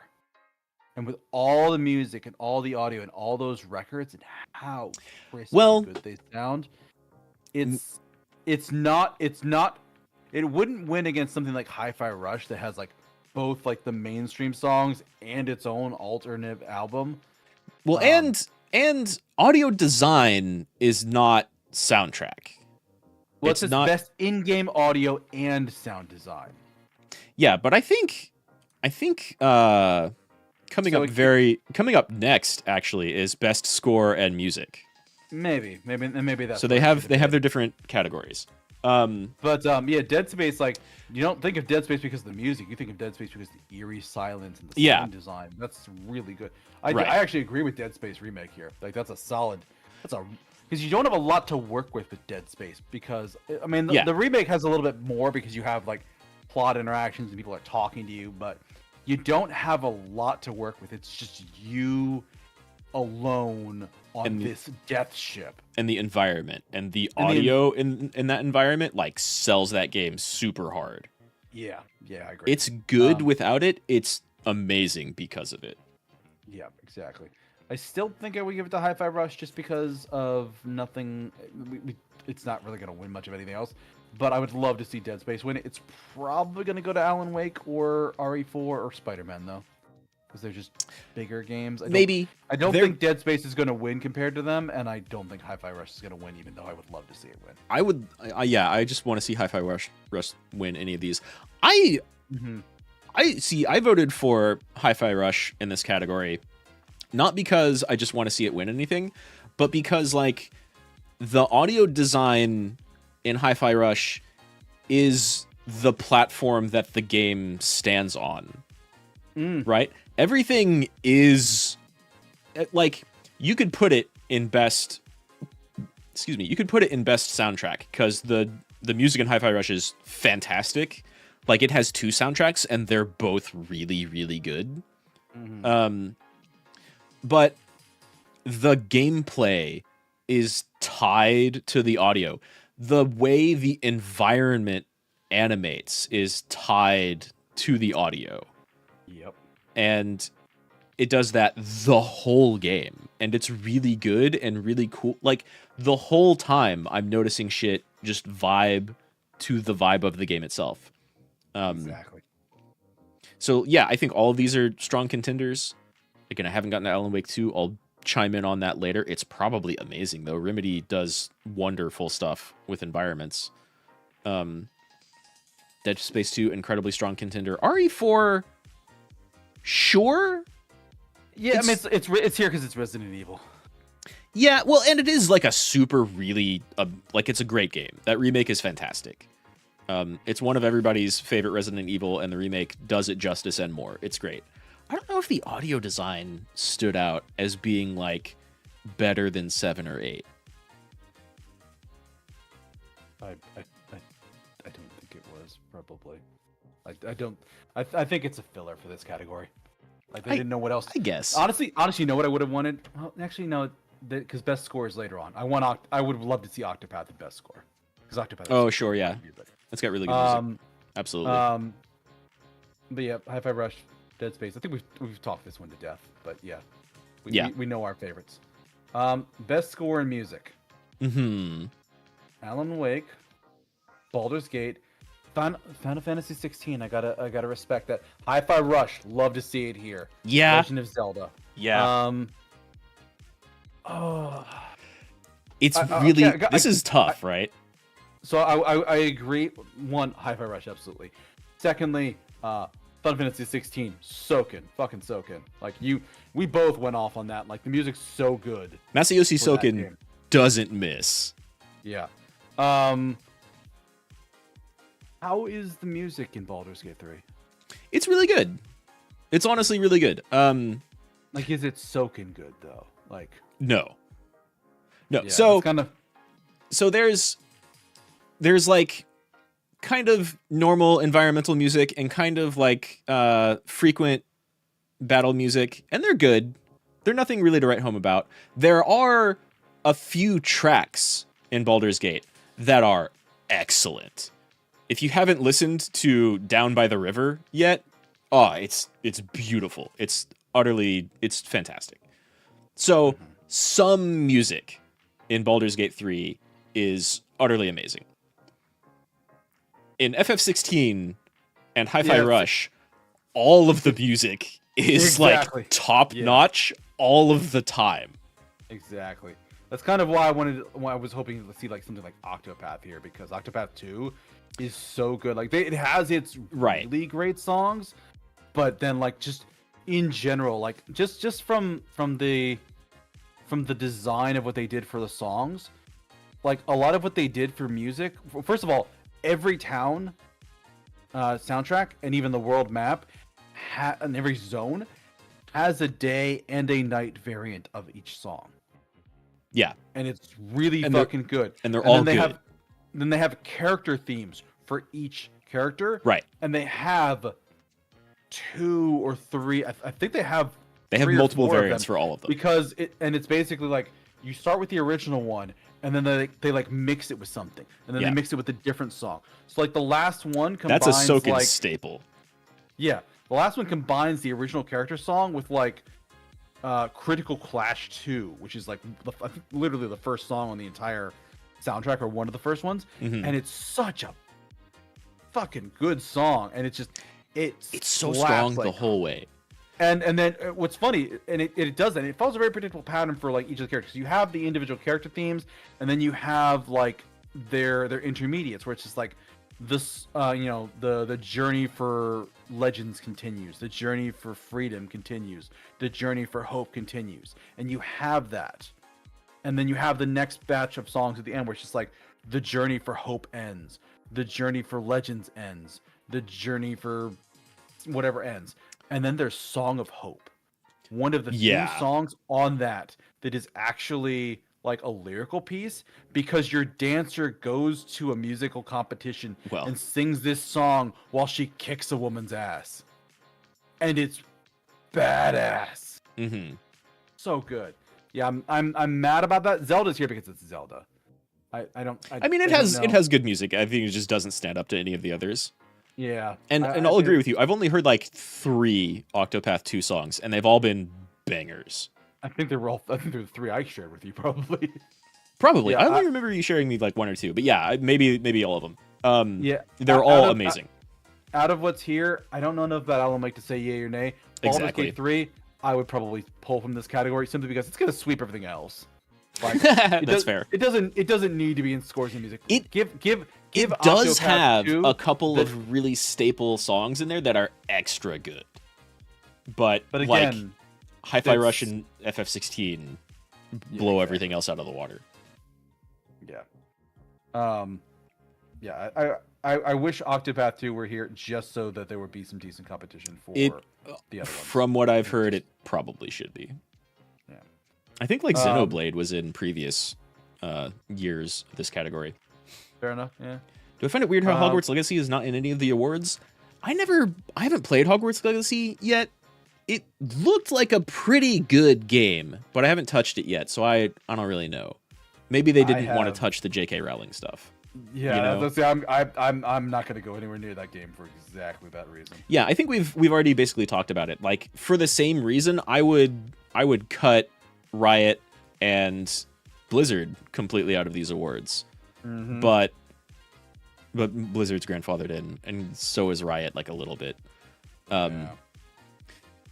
So I don't know. Yeah, but yeah, I think we've talked this category to death. Then. Well, which one would you vote for? Oh,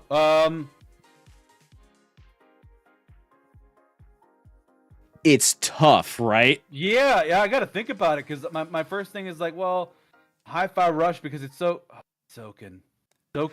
Right. Soken was overall good, and then he had his bangers. Hi-Fi Rush was just always great. Hi-Fi Rush was always great. I have my answer with that. Yeah, actually. I have my answer with that. You'd go with Hi-Fi Rush? Yeah, I would go Hi-Fi Rush just because Soken I think nailed the high points better than Hi-Fi Rush did. For the most part. Hi-Fi Rush has that great song where like you're breaking out of like the harmonic thing. I think Modern Warfare 3 isn't here? Yeah, agreed. Yeah. You're like breaking out of the harmonic prison, and it's so good and it's so moving. Like I kind of came to tears while playing that part, and then you go from that to the section which is like, yeah, Team Chai is gonna kick some ass and go. And you have all your friends helping, and it just fucked me up in all the best ways. It was so good. Hi-Fi Rush is so good the whole way through. Yeah, honestly, I voted for 16 here. Fair enough. It's hard though, because like, just like what you said, I agree with everything you said about Hi-Fi Rush. And I think what it came down to for me was like both of them have nothing but fantastic soundtracks that are completely fitting for where they are. They're amazing the whole way through. Hi-Fi Rush has its entire game built around that. FF16 has Awake. It has the Phoenix theme, which is so fucking strong. I couldn't not vote for it. Yeah, I would say overall, my thing is Hi-Fi Rush nails the better average. Sure. Final Fantasy 16 nails the better peaks. Yeah, I would agree with that. I would totally agree with that. There's not like a single down point in Hi-Fi Rush. In Final Fantasy, you have like wandering around field theme. This town has a theme. They're good, but are they though? Are they? I think so. Yeah, I enjoyed the music throughout the entire game. I'm joking, but yeah, it's basically like Final Fantasy. The boss fights are good. The boss themes or like maybe some certain scenes are good. Phoenix's theme, Rush, the credits theme, like all of it. I mean, hell, the damn Titan fight is what came to my mind. The Titan fight, the Titan fight is like the song for it is amazing. Mm-hmm. The what's he fucking called? The first time you like the fight you have Typhon. The Typhon fight has an amazing song. Yeah, I vaguely remember that. I don't remember what it sounded like, but I remember being like, no, this is good music. Like it pumps you up for that fight. Yeah, the FF like overall has amazing music, and that's true. Nobuo Uematsu, who composed like all of the old school and up to like some stuff in FF9, 10, and maybe 12, and like a couple of tracks in 14, was like the OG. Oh my god, this composer is amazing. Right next to Yasunori Mitsuda, who did like Chrono Trigger and Xenogears and Xenoblade. Actually, he did the composition for Sea of Stars. And Sea of Stars most recently. I would say, even though I have the soundtrack for that, I haven't listened to it enough to really put it above anything else here.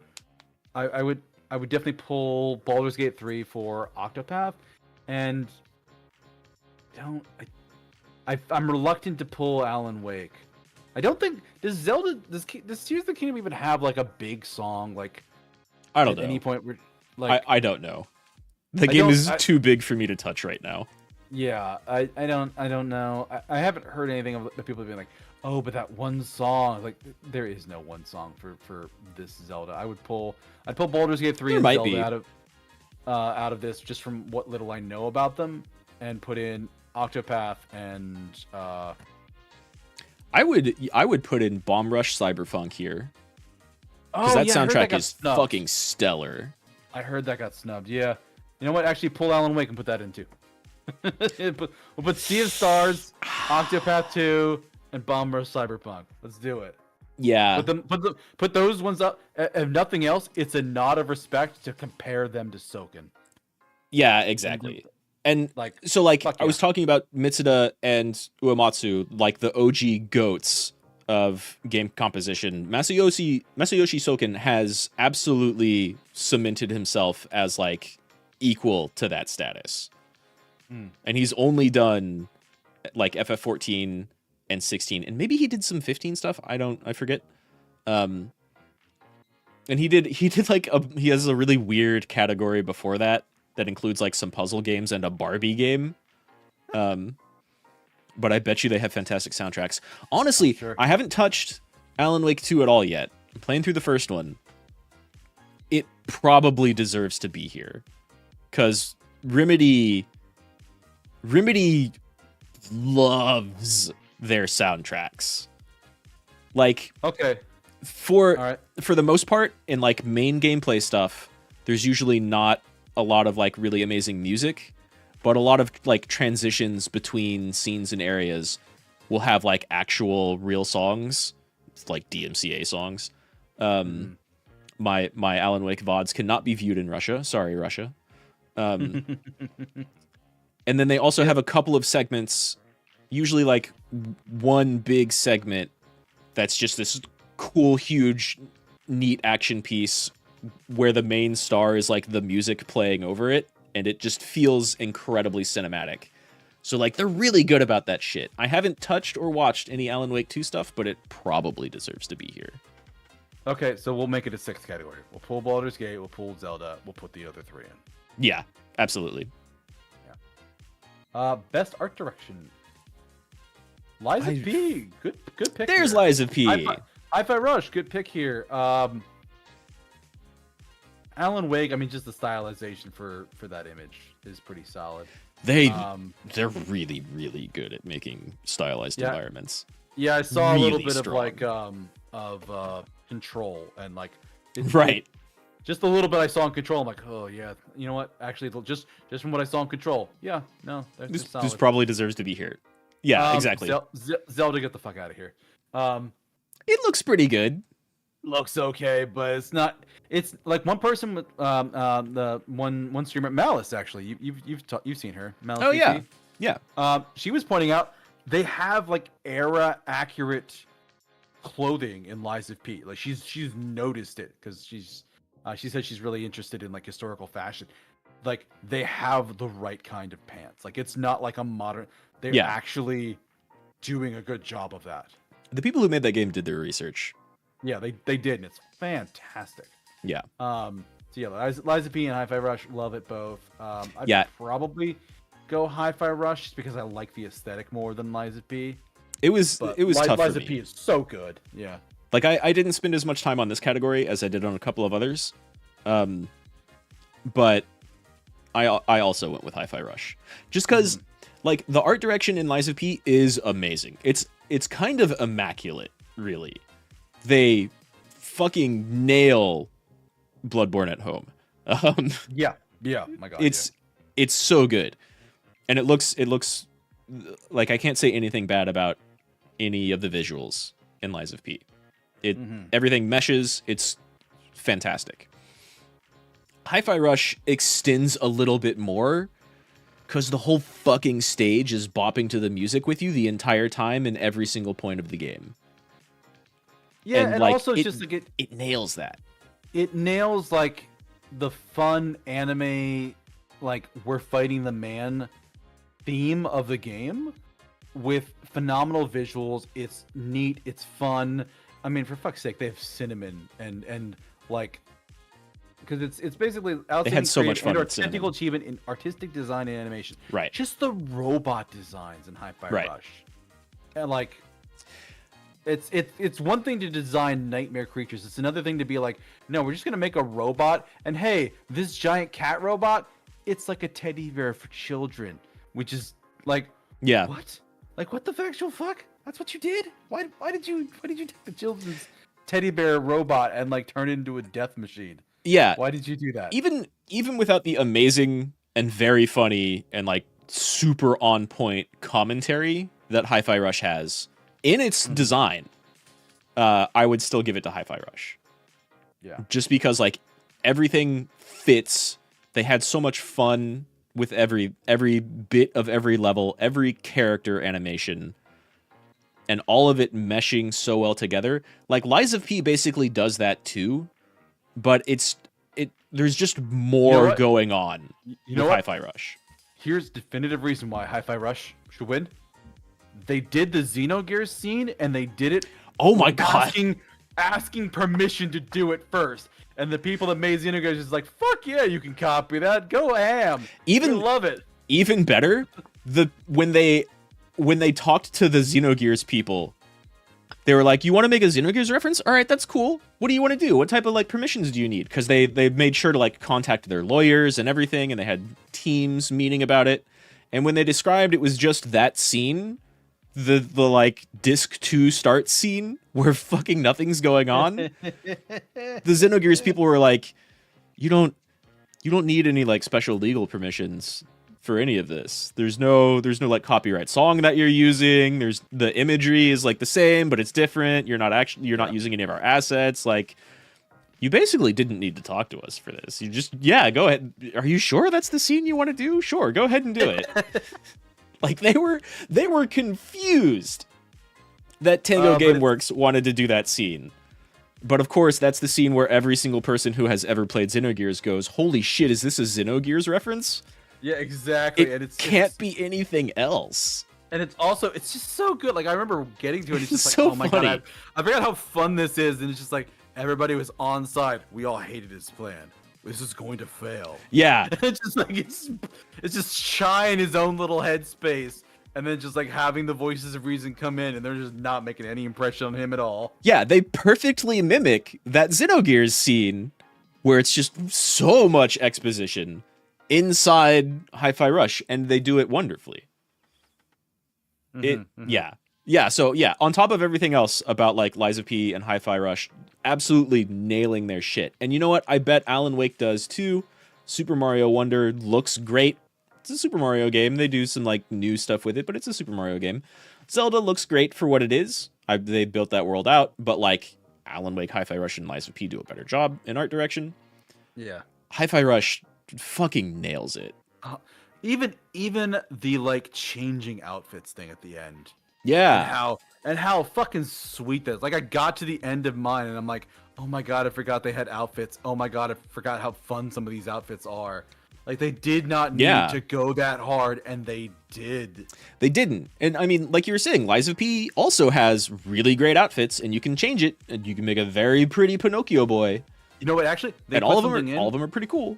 In one of the upcoming patches for Lies of P, they're actually putting a thing in to change hats and glasses. So you can, nice. They are two separate slots, so it's even more fashion. Cool. Good. I'm gonna go get some more water. Excellent. I need some more water. Even in that. Like, even with that being highlighted, you're getting even more fashion in Lies of P. I still give it to Hi-Fi Rush. And part of the reason why, like, Lies of P absolutely does nail its, like, era piece fashion. And it looks immaculate. Hi-Fi Rush is a little bit more fun with a lot of its art direction and costumes. And you get to dress up way more than just one character. Oh, yeah, you can do the whole team. You can do the whole team. Everybody you can call in. 808, your little cat buddy. Like, everybody gets a lot of fashion. And a lot of them, some of them are really cool, some of them are really funny. Mm-hmm.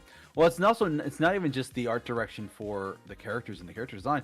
It's like, it's a comedy gag game. So you're going to have like the whams, the bams, the big like comic book text that Hi-Fi Rush would do and would show in its interaction with the world. Like, it has a very visual display style. Lies of P just doesn't have that. It's true, yeah. Yeah, Lies of P, while having like Resident Evil level horror stuff. Comic book. It is a video game that loves other games and loves gaming and loves comics and loves that genre. You mean Hi-Fi Rush? Yeah, Hi-Fi Rush. Yeah, what you said Lies of P. Yeah. Whoops. I got just a little bit less comic book. It's out there, but it's all like grounded and then has its Bloodborne Resident Evil twists. Yeah. Hi-Fi Rush just has fun with it the whole time, and it looks stellar. Everything about it is clearly a labor of love. Yeah, very much. Next one, best narrative. I'm not sure what else is going to be in here. Probably Zelda Resident Evil. I'd love to be surprised by something. I'm probably not going to be. Neither Zelda nor Resident Evil. Baldur's Gate 3 should win it. Just looking at this, Baldur's Gate 3 should probably win it. Just hands down, Baldur's Gate 3. Yeah. Final Fantasy 16. I get what you're trying to go for. I get why it's there. I'm like, no, yeah. That one gets it. That one gets to belong. It's not gonna get my vote, but I get why it's here. It's solid. Yeah, I get why it's there. I get why I get why Marvel Spider-Man is there too, even though I felt like that was maybe not the strongest part of the game from what I've seen. I think Baldur's Gate is going to win. And I think Baldur's Gate deserves to win this. I think it's going to win, and it deserves to win. And for that reason alone, I pulled a DeusCain and voted for Alan Wake, which I haven't even played yet. But everything here is pretty good, except for maybe Spider-Man. Baldur's Gate's going to win, no question. Not even one single shadow of a doubt. Yeah, I would also like to note you pulled a DeusCain and you didn't vote for Final Fantasy 16. Even though we're both like, yeah, it deserves to be here. Neither of us is going to vote for it, but it deserves to be here. It deserves to be there. Congrats on the nod. It does, honestly, like, with all the faults of that game, and we've talked about that. We have a whole stream talking about that for too long. I think it still deserves to be here. It does a really good job making a more dark and serious Final Fantasy game. Yeah. Like, there's a lot of racism in that game. Oh. It's not like actual racism, but it's clearly racism. Yeah. And like it deals with a lot of mature issues. It deals with a lot of really mature issues. The stuff between Clive and Joshua and their mother is also really strong. Amen. Like and even like Dion and his father. Like there's Dion and his father is done really well. Yeah. They don't like. I would play a DLC that's just Dion. So like I think it deserves to be here, despite whatever any other flaws people have with it, and there's plenty. We've gone over those. I just think it's entertaining that like both of us are like, okay, it deserves to be here. Neither of us is voting for it. We're both gonna vote for a game we haven't played. Yeah. over the one we did play. Yeah. And I find that amusing. Yeah. If Alan Wake weren't here, I would vote for Baldur's Gate, probably. Like out of these 5. Yeah. But yeah, best narrative. It's not going to be any of the other ones that I was. Well, I don't even know if I really had anything here. I'm just like, yeah, what would this be? Because it's not going to be Eliza P. Like, of all the positives in that game, the narrative really isn't what it's known for at all. Not really. It's like, I'd love to actually see a category we haven't seen it yet, like best controls or best mechanics or something like that.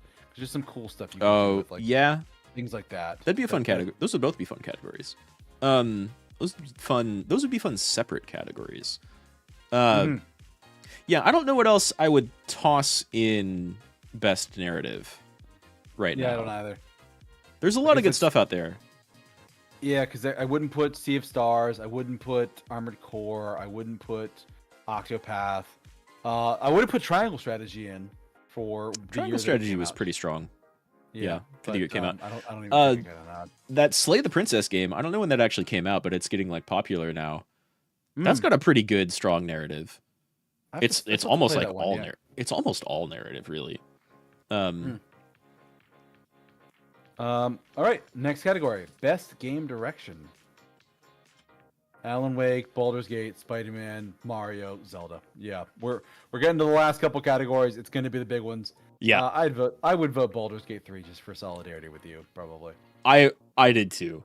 I bet you Alan Wake 2 has fantastic direct. Like, I haven't played that game yet, and that's the only thing that's keeping me from voting for it a lot. But like, it's still in a bunch of categories with Baldur's Gate, and so it's tough. I have to go with Baldur's Gate. Yeah, Alan Wake's in a bad spot of where it came out in a year with so many other good games. It's not going to get near the love that it probably deserves. As we've said like 36 times, this is one of the most stacked years of fantastic games in 30 years, 25 years. Yeah, I agree. All of these probably deserve to be here. Like, I think they all have great direction. Everything about Tears of the Kingdom is a step or two above the previous one, Breath of the Wild. Yeah. Mario Wonder looks absolutely great and smooth. I haven't played it, but I've seen a couple of streams. It looks great. Maybe the best 2D Mario game in a really long time. Spider-Man 2, also utterly fantastic. It takes the Spider-Man game that everybody loved and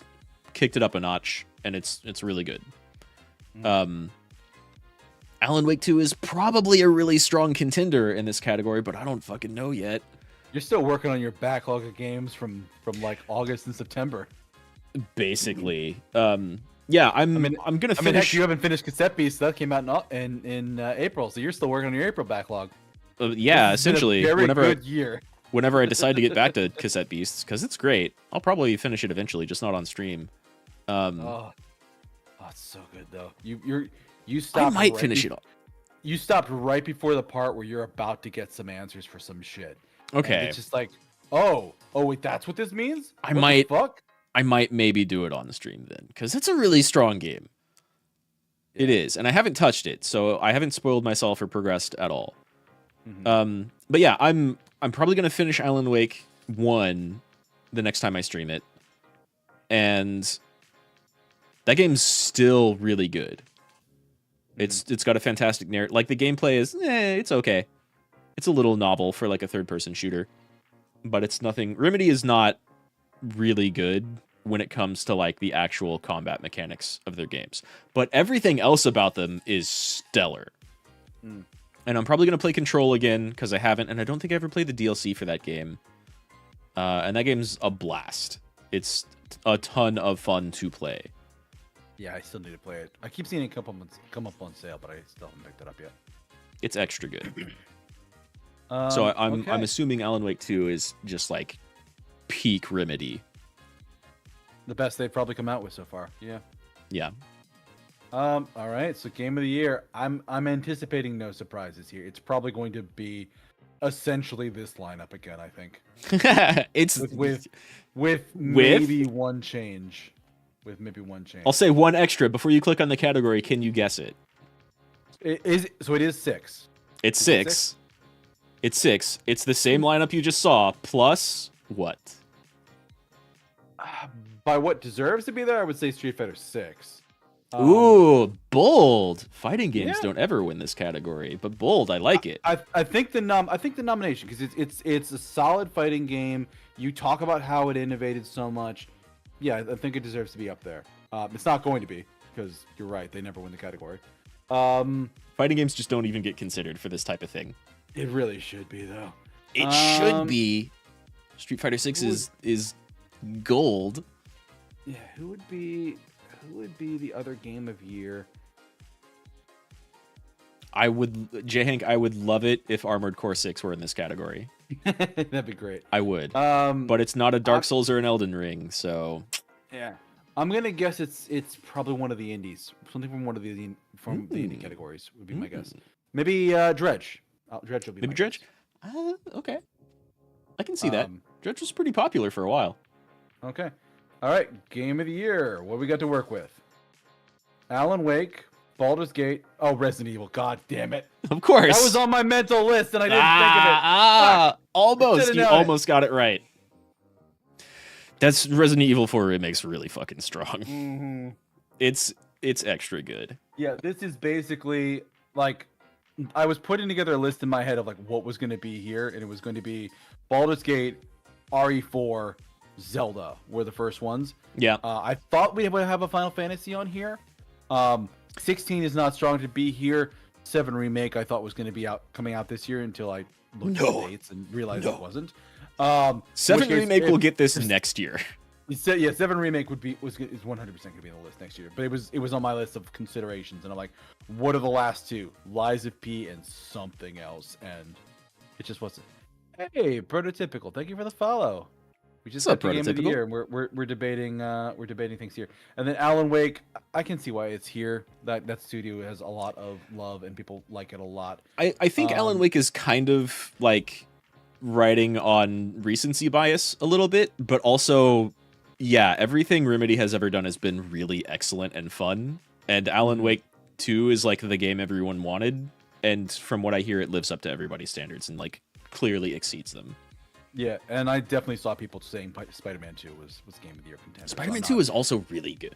Yeah. Yeah, I'm not in any way bothered by that. And from what I was hearing about like the overall narrative of it, of like Peter dealing with the symbiote and like Miles having to watch his mentor going down like a really dark path because the thing is just making him the worst version, making Peter like the worst version of himself. Like, it's an interesting narrative of like, love your heroes, but don't love them too much. We're all human. We're all imperfect, and you kind of have to.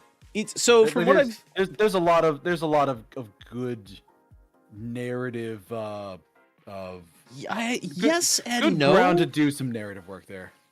Kind of yes and no from what I've seen through a couple of playthroughs. It's marketed and even, you know, in its title image here shown off as like the Peter and Miles show. And for the vast majority of the game, they're not actually interacting that much. And like whenever Miles tries to contact Peter, he's like, "Oh, hey, what's up? Wait, I'm too busy. I've got a call from somebody else." And they don't spend enough of the time together, in my opinion. There is a lot of Peter and Harry going on, which is a really strong narrative. Like that's very well written between the two of them. Honestly, it's the gameplay and presentation that make that game so good. The rest of it is, I don't know. I thought a lot of the rest of the narrative and characterization in that game didn't kind of live up to what it could have been or was even marketed as. I feel like Miles was cooler in his own game previously. Probably because he probably got a lot more time and characterization to breathe, and he's also just He did. That's his own game in his own space, and this one he has to contend with Peter and like there's a lot more time spent as like the Peter and Harry show, with Harry being Venom. And then Venom goes on Peter and you get the back and forth, but there's still I don't know. Like the Venom in Marvel Spider-Man 2 didn't seem as fun as the Venom from the Venom movie. Which got very mixed reviews. But yeah, I don't know. I guess it's certainly a really excellent game as far as like the video game parts of it go. Yeah, fair enough. But yeah, these are top contenders. Like, I can't believe I didn't fucking think of RE4. I'm mad at myself for that. But yeah, aside from Alan Wake 2, which I hadn't considered, this was basically the list that I would have thought. Like Mario, maybe, but maybe not. I don't know. We all knew Zelda was going to be here, even if it doesn't win.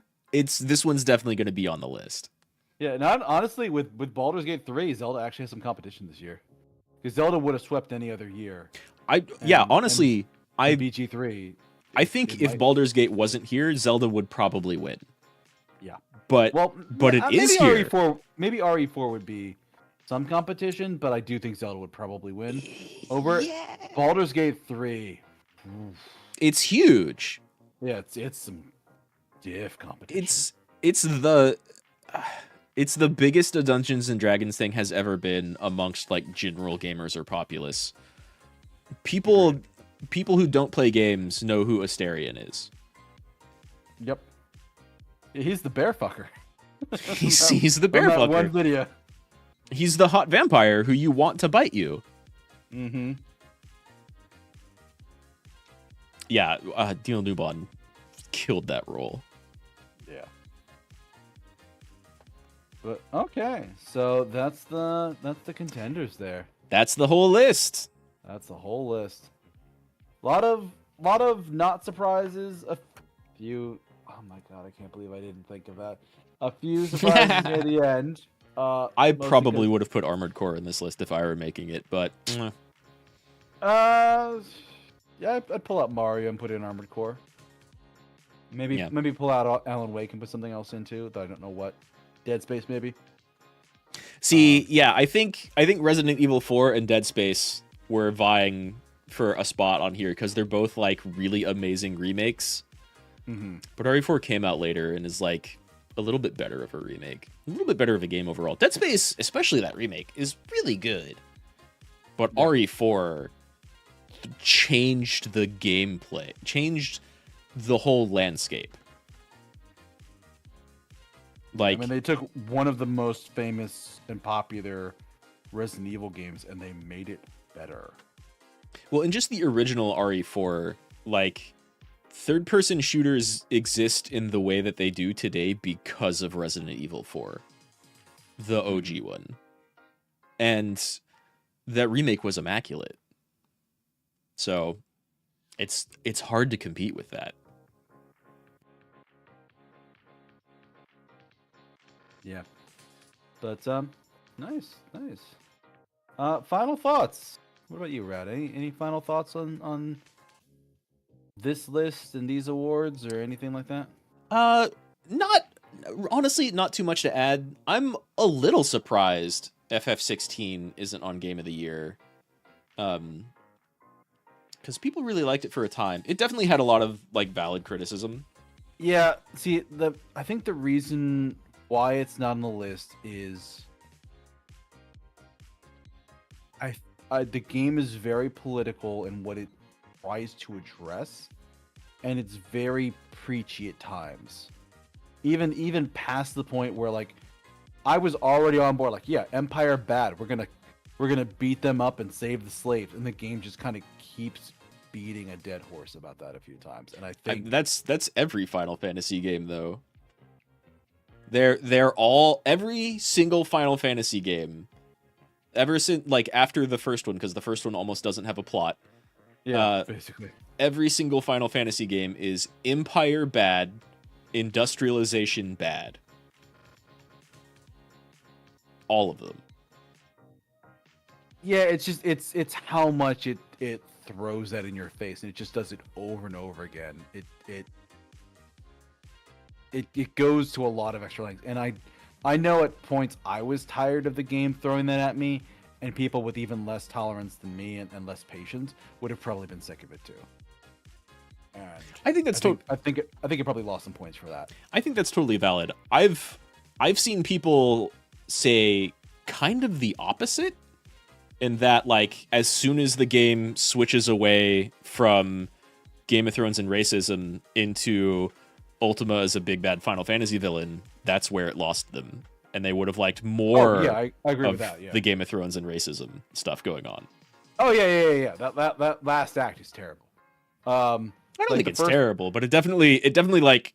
I think it's the weakest of the three, because you have the beginning act with Sid, and then you have the middle act, post Sid to, basically, like around the Bahamut fight when you have Annabella. It's the Annabella arc. You're basically dealing with Annabella and all of her bullshit and all that stuff. And that's a solid, like it's a little rough, but it's still solid. It's like the Hugo Annabella arc.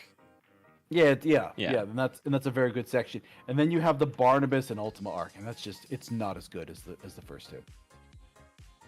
Yeah, I mean they take the racism angle and then make it like Ultima doesn't see people as people, and that's like the racism in there, and it doesn't work quite as well. But I don't know, I still liked Ultima in that game.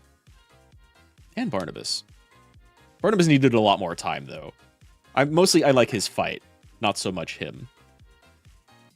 His fight is mechanically very interesting. Him as a narrative character, he starts off as the cool, calm, composed person, and then he just slowly starts hanging out with you more and more and getting more comfortable with you.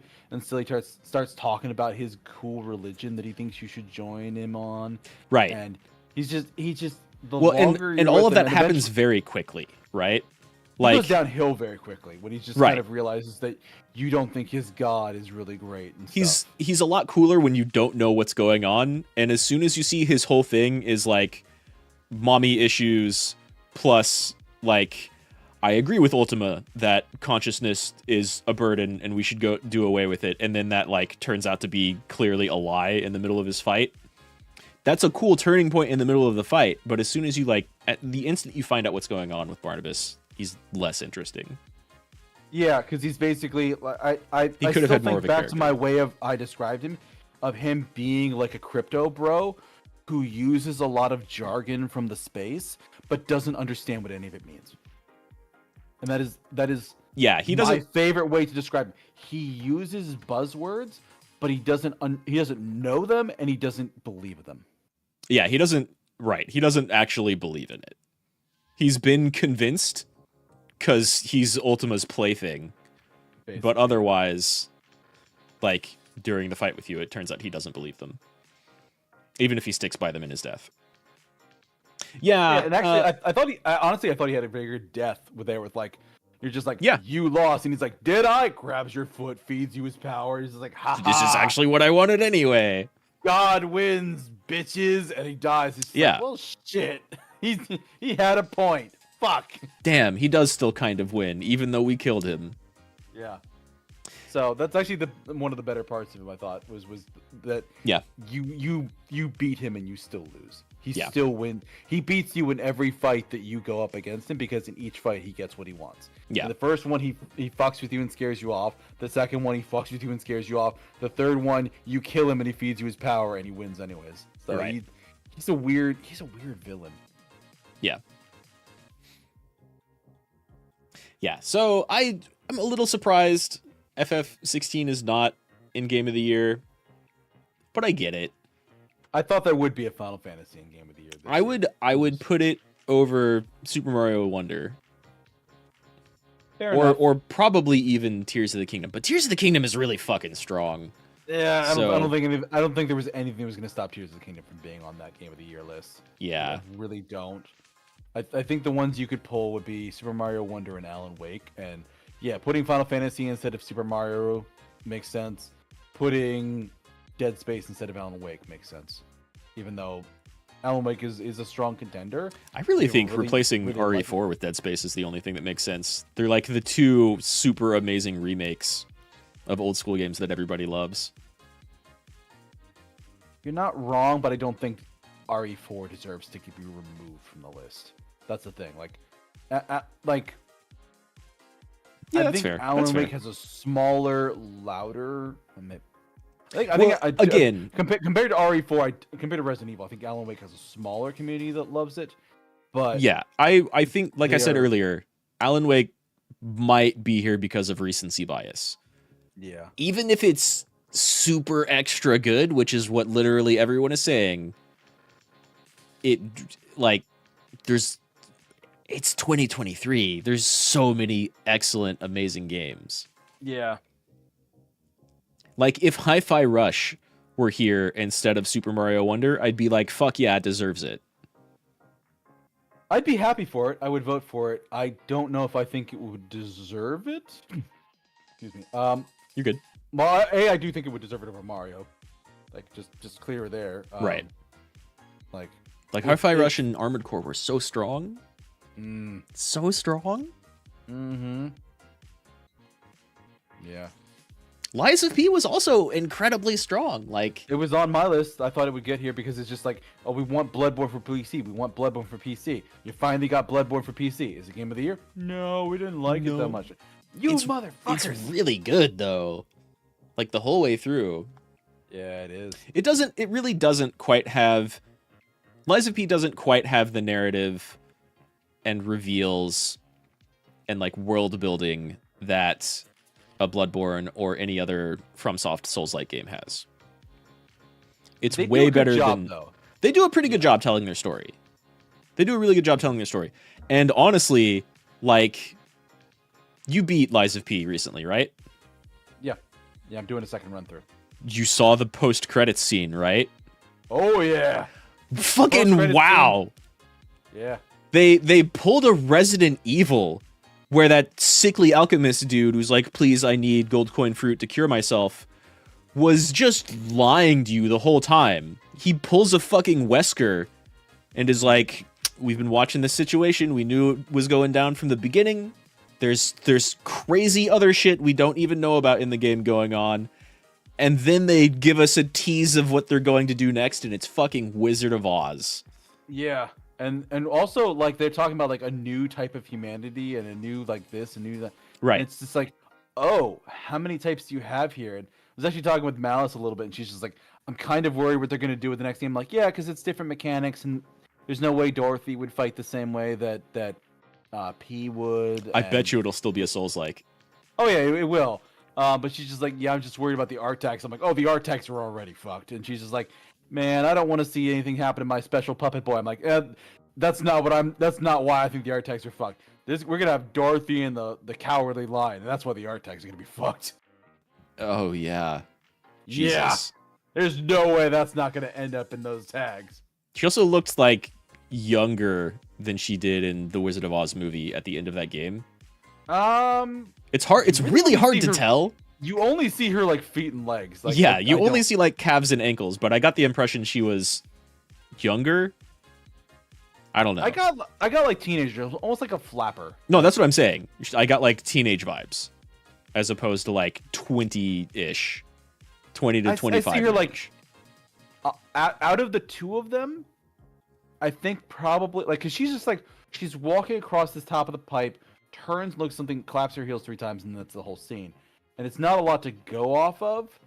No, But they tell you what they're got- doing next, and that's it. And everybody was like, they should do Alice in Wonderland. But dude, Wizard of Oz is also a really strong choice. Oh yeah, oh yeah.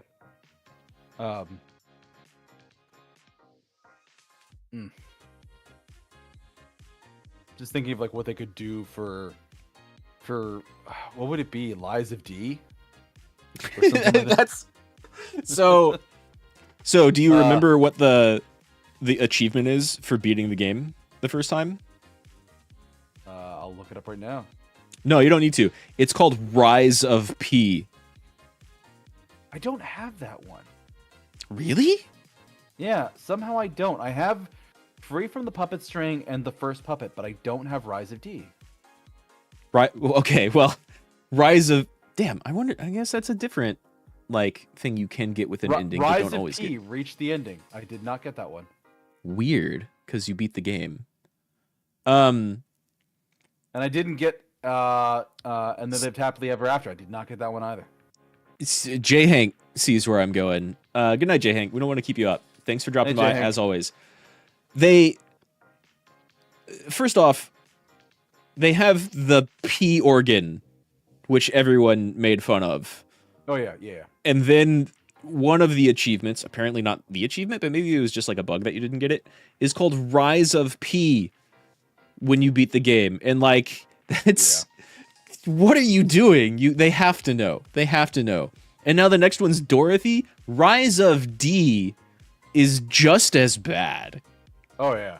Like with P, they had the whole like in Korean P means blood. Are they gonna but- give her... Sorry, I have to say, are they gonna give her a D organ or some dumb bullshit Right. like that? Right. Is Dorothy going to have a D organ or be seeking? Does Dorothy want the D? Like, the jokes write themselves. It's not great. It's great, but it's also not great at the same time. Yeah. I But yeah, hope they no, know what they're doing. I somehow don't have Rise of P. I don't know why. Yeah, it's anyway. Yeah. Instead I got the first puppet and Free from the Puppet String. So I think that's actually the 3 different endings. There's Free from the Puppet String, and then there's Rise of P, and then there's and they all lived happily ever after. Yeah, the first puppet is just killing Because the it nameless specifically puppet. says like reach the ending. Yeah. Because actually looking at they all lived happily ever after, that one's marked as real boy. They all lived happily ever after. Reach the ending. I So rather I liked think- the ending I got. Yeah, I think you got Rise of P. I think you got. Well, you said you got.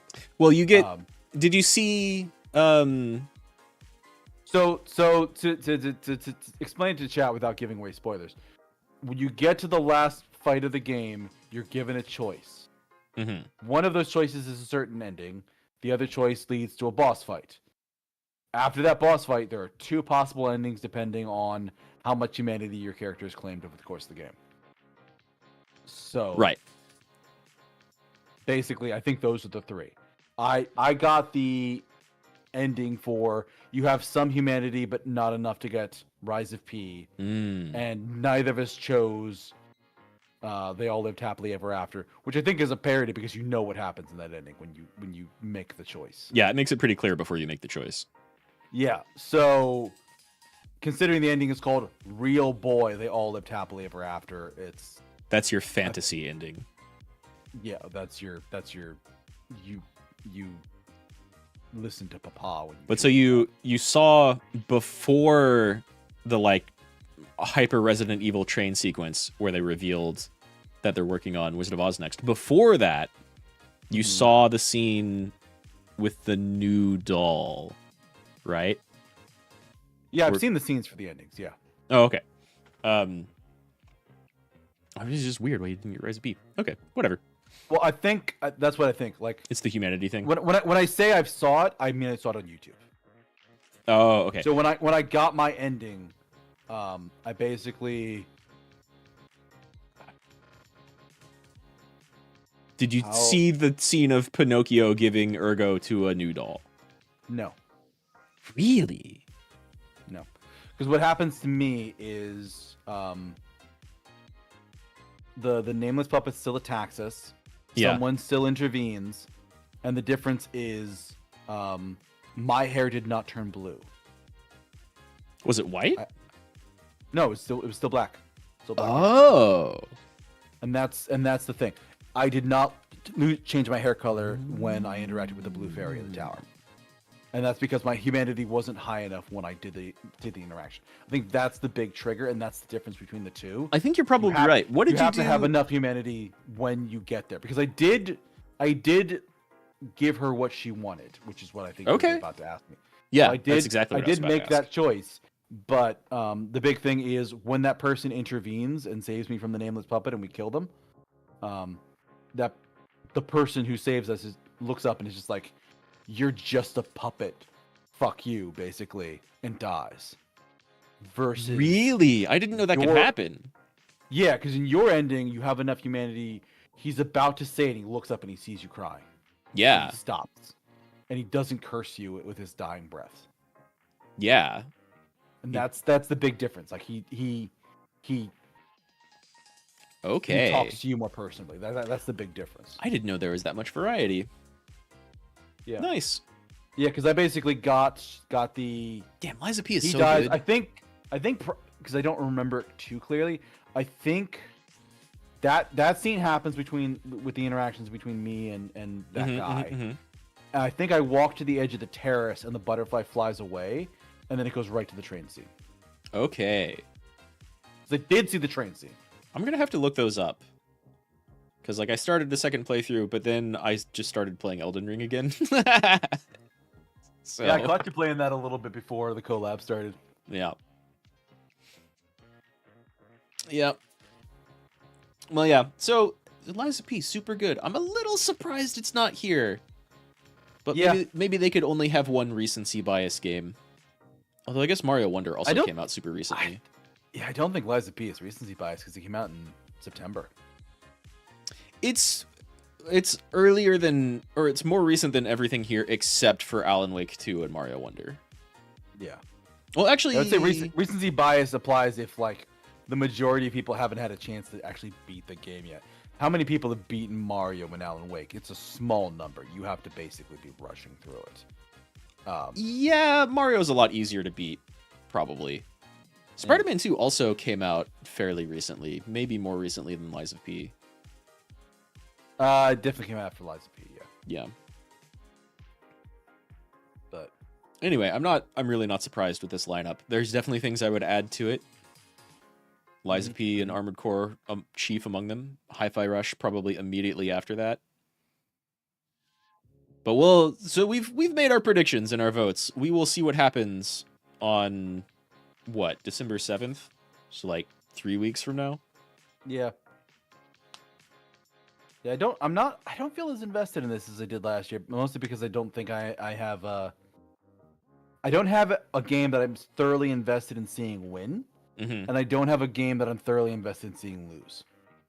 That's fair. Yeah. Last year, I think that was a big part for me last year. Was like, Elden Ring good, God of War, how dare you be on this list, and that made me give a shit.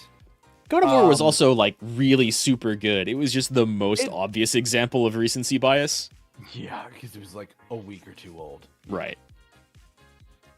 Like, God of War and Ragnarok are excellent. But, yeah, it had been out for, like, a week by the time that happened. I think all of the reviewers, like, clearly this is, people voting. And maybe they'll do, like, the Golden Joystick was also a players vote, and that's how the awards are handed out. Except we also made up some new categories that people didn't vote on because we wanted to hand out some awards ourselves. And so maybe they'll do that. But these are all player awards. So maybe, I don't know, maybe they saw like the controversy that people had with God of War only being out for like a week before it went there. But I think a lot of the devs and people running it got to play these games early. You know? Oh yeah. But all right, I think that is it for tonight. Unless you had anything else you wanted to add? No, I don't really have anything else to add. Baldur's Gate 3 is going to sweep again. And it deserves it. Like just from what you've said, the fact that like you've been playing it for ages and you've barely hit chapter 2, if you've hit it at all, like. Well, no, I think it's a huge fucking game. I think I'm like halfway through chapter 2, yeah. But all of the like crazy, just character specific resolution stuff happens in chapter 3. So like I'm barely touching that, and it's amazing. Yeah. Every single time I pick up Baldur's Gate 3 and I put it on my schedule and I haven't played it yet, I'm like, damn, that game's so big. But it's really good though. And then I'd start playing it and I'm like fucking invested with whatever's going on. This little like 2 to 3 hour segment, it's fantastic. The next 2 to 3 hour segment, it's fantastic. It's all really good. Yeah. So it's gonna sweep. It's gonna win. Yeah. Just about every category it's in, except for maybe original score. But it's strong there too. I think it'll still win because it's one of those. It doesn't matter how good it is in the category. It matters how much people love the overall game.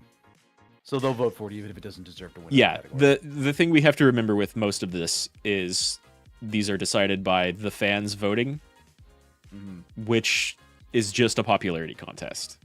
Like if they had a. Like Street Fighter 6 will probably win that category of accessibility or whatever, just because it's way more popular than all the other ones. If some of the other games made better strides towards like that I don't fucking know about, towards like allowing people to get into a genre or play a game, or it had like the best playability for blind people, then maybe it would deserve it more. But like Street Fighter 6 is still going to win because this is player choice. Popularity wins. Which is why here for Game of the Year, it's either going to be Baldur's Gate or Zelda. Even though I would not vote for Zelda here. No, I wouldn't either. I've heard far more things about RE4 being good. Like Zelda was super hot when it came out, and it was a little bit like Elden Ring, where like streamers were playing it and they're like, no one's in our chat. Like it's fucking quiet. Where is everybody? It's just like everybody's avoiding your Zelda streams because they want to play Zelda themselves and don't want to get spoilers. Like that's what it was for a little bit. And then they beat it and they moved on. There is an artist that I had to unfollow because after RE4 came out, they stopped all the other art they were doing and did like 4 months straight of Leon fan art. And like alternate universe Leon fan art. Like people do love Leon. They were getting to the point right around the time where I left them. They were like really branching out to their AU, and it's just like that. It was what was it? Trans mask, dad bod, Leon Kennedy, and I'm like, what? And like they're doing pinup art of him. I'm like, I don't want to see this. I followed you because you were doing like a whole bunch of like Fox girls based around like ice cream flavors. Like I was interested in that. I don't want 4 months. You're doing like variety or more interesting stuff. Yeah, that's just like they had fucking brain rot for 4 or 5 months. I swear to God. If I looked them up, they're probably still doing Leon Kennedy stuff. People really like Leon. They really like Leon. Oh my God. And he's great. He's super great. But he's no Asterion. He's notice, no Ben Star's Leon Twitter Kennedy's account. He's oh my God. You notice, Leon Kennedy's VA is not up for Best Voice. Yeah, I don't know what's up with that. He maybe should be, honestly. He did a really great acting job. But everybody else in that category also did, like... There's very strong arguments for them to be there. What's that category called again? I think it's just best... Where is it? Performance. Best performance. Yeah, like the Jedi one here is the bullshit one. They like pull Jedi out and put I mean, for all I know, he did a great job, and it's just the rest of the game that didn't stand up. Fair enough, but And Yuri Lowenthal is like every voice actor's aspiration, so he has to be there. It's mandated that Yuri Lowenthal be put in a best VA performance category. And Idris Elba, you could spread his voice on toast. My God, it's so Yeah, exactly. You don't see him in this type of thing, so that's probably why he's here. And I haven't played it, but people did really like Phantom Liberty. I've heard that he's not the strongest part of that expansion, but he is a fantastic actor and he has an amazing voice. Absolutely. Anyway, yeah. very strong category. Mm-hmm. I went with Bin Star because he's a prolific shit poster, but if Asterion wins, he deserves it. Fair enough, yeah. That's a good way to run into some stuff here, is like just hitting a category and being like, I have 4 people here that I want to win. I don't care which one of them does, just not any of the other ones. Pretty much. Yeah. Good feeling. I mean, fuck it. If Yuri Lowenthal wins, great, cool. That dude's so good. It's nutty. Yeah, if Yuri wins, great. If Neil wins, great. If Idris wins, great. If Ben wins, great. The other 2, I'm sorry you weren't either of those other 4 people. I don't care much about you, but good luck to you.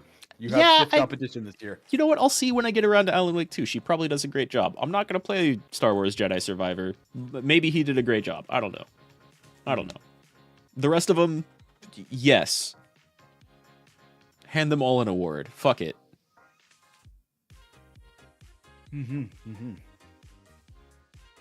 Anyway, what is your schedule like for the rest of the week to share with people so they can know when to stop by your streams?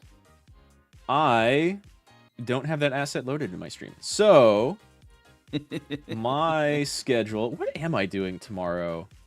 Oh, I'm starting Dave the Diver tomorrow. And then I'm doing... I don't have Baldur's Gate on this week at all. You did throw your schedule together the last minute. I did kind of throw my schedule together last minute yesterday. Yeah, I'm gonna start Dave the Diver tomorrow, and then or Wednesday or Thursday, because I'm gonna have family stuff come up. Like my uncle always visits on either Wednesday or Thursday, so I'm probably not streaming them. But who fucking knows? Maybe I'll just do Dave the Diver tomorrow and Baldur's Gate on Thursday. Yeah. And then Friday, I'm continuing Alan Wake, and this Saturday, because I skipped it last weekend because I was exhausted, I'm going to be playing Little Nightmares 2. Nice. And we'll probably also beat that in a single stream. Yeah, I don't think those are very long games. No, the last one took me like three and a half hours, and I've definitely seen people take like multiple streams for Little Nightmares 1 and 2, but... my one viewer that I have who recommended them was like, they're pretty short. If you're good at games at all, you'll beat them in one setting. So I beat the first one in one setting.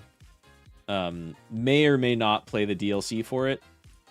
And then Little Nightmares 2 I'll probably also beat in a single setting.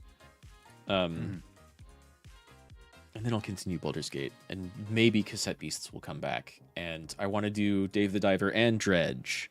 And there's just like a bunch. Dredge, Sea of Stars. Yeah, you need. I want to do Sea of more Stars. Streaming days. You need more streaming days, man. Yeah, I need to get an actual job that has a consistent schedule, and then hammer out doing 4 or 5 days a week of streaming. And once that's all set up, I'll be able to tackle more shit. But then FF7 Remake Part 2 will have been out at that point. And that's just going to completely take over the schedule.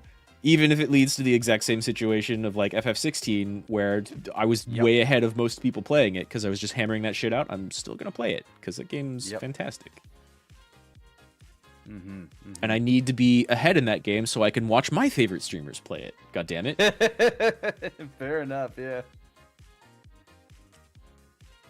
This is I must be ahead of Pat, even if he's better at games than I am. But yeah, for me, this is my only weeknight stream. We had to tack it onto my schedule, so I hope I'm not keeping you up too late. No, you're fine.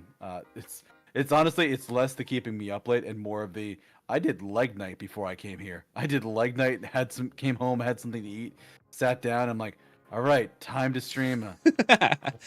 You just spent all your energy before stream. Basically, yeah. Well, but no, my next stream. I appreciate you joining me and putting up with my enthusiasticness about it. Yeah, for sure. But no, my next stream is going to be Saturday morning. I'm probably going to be doing the new update in Star Rail because I don't know if I'm going to have time this week to really dig into it. I'm just fair enough. You know what? I'll do my farming this week and then we'll do the patch on Saturday. Quick and easy thing to just get into. Is there a major patch? Yeah, they just did an update. It actually went live tonight. Oh, nice. So 2 new characters, a healer and an erudition AoE character. Nice, nice. The AoEer is a pretty boy with red hair and silver armor and a lance, and I know at least one person that's just like, yeah, I'm pulling for him. I'm like, yeah, of course you are. It sounds like right up the alley of anyone who likes Fire Emblem. Yeah, he's a very Fire Emblem looking character. And interestingly enough, I'm probably gonna skip most of these banners because I've gone ham and I broke out the fucking credit card. Like, no, you would not. Well, the last patch had both a really good ice unit that I didn't have, and the best fire unit the game has seen, and a unit so good that when I'm doing like rerunning bosses for materials, I've killed the boss before it gets a second turn. That's crazy. Her, like, she's bonkers strong. So Seal is no longer like the craziest unit in the game.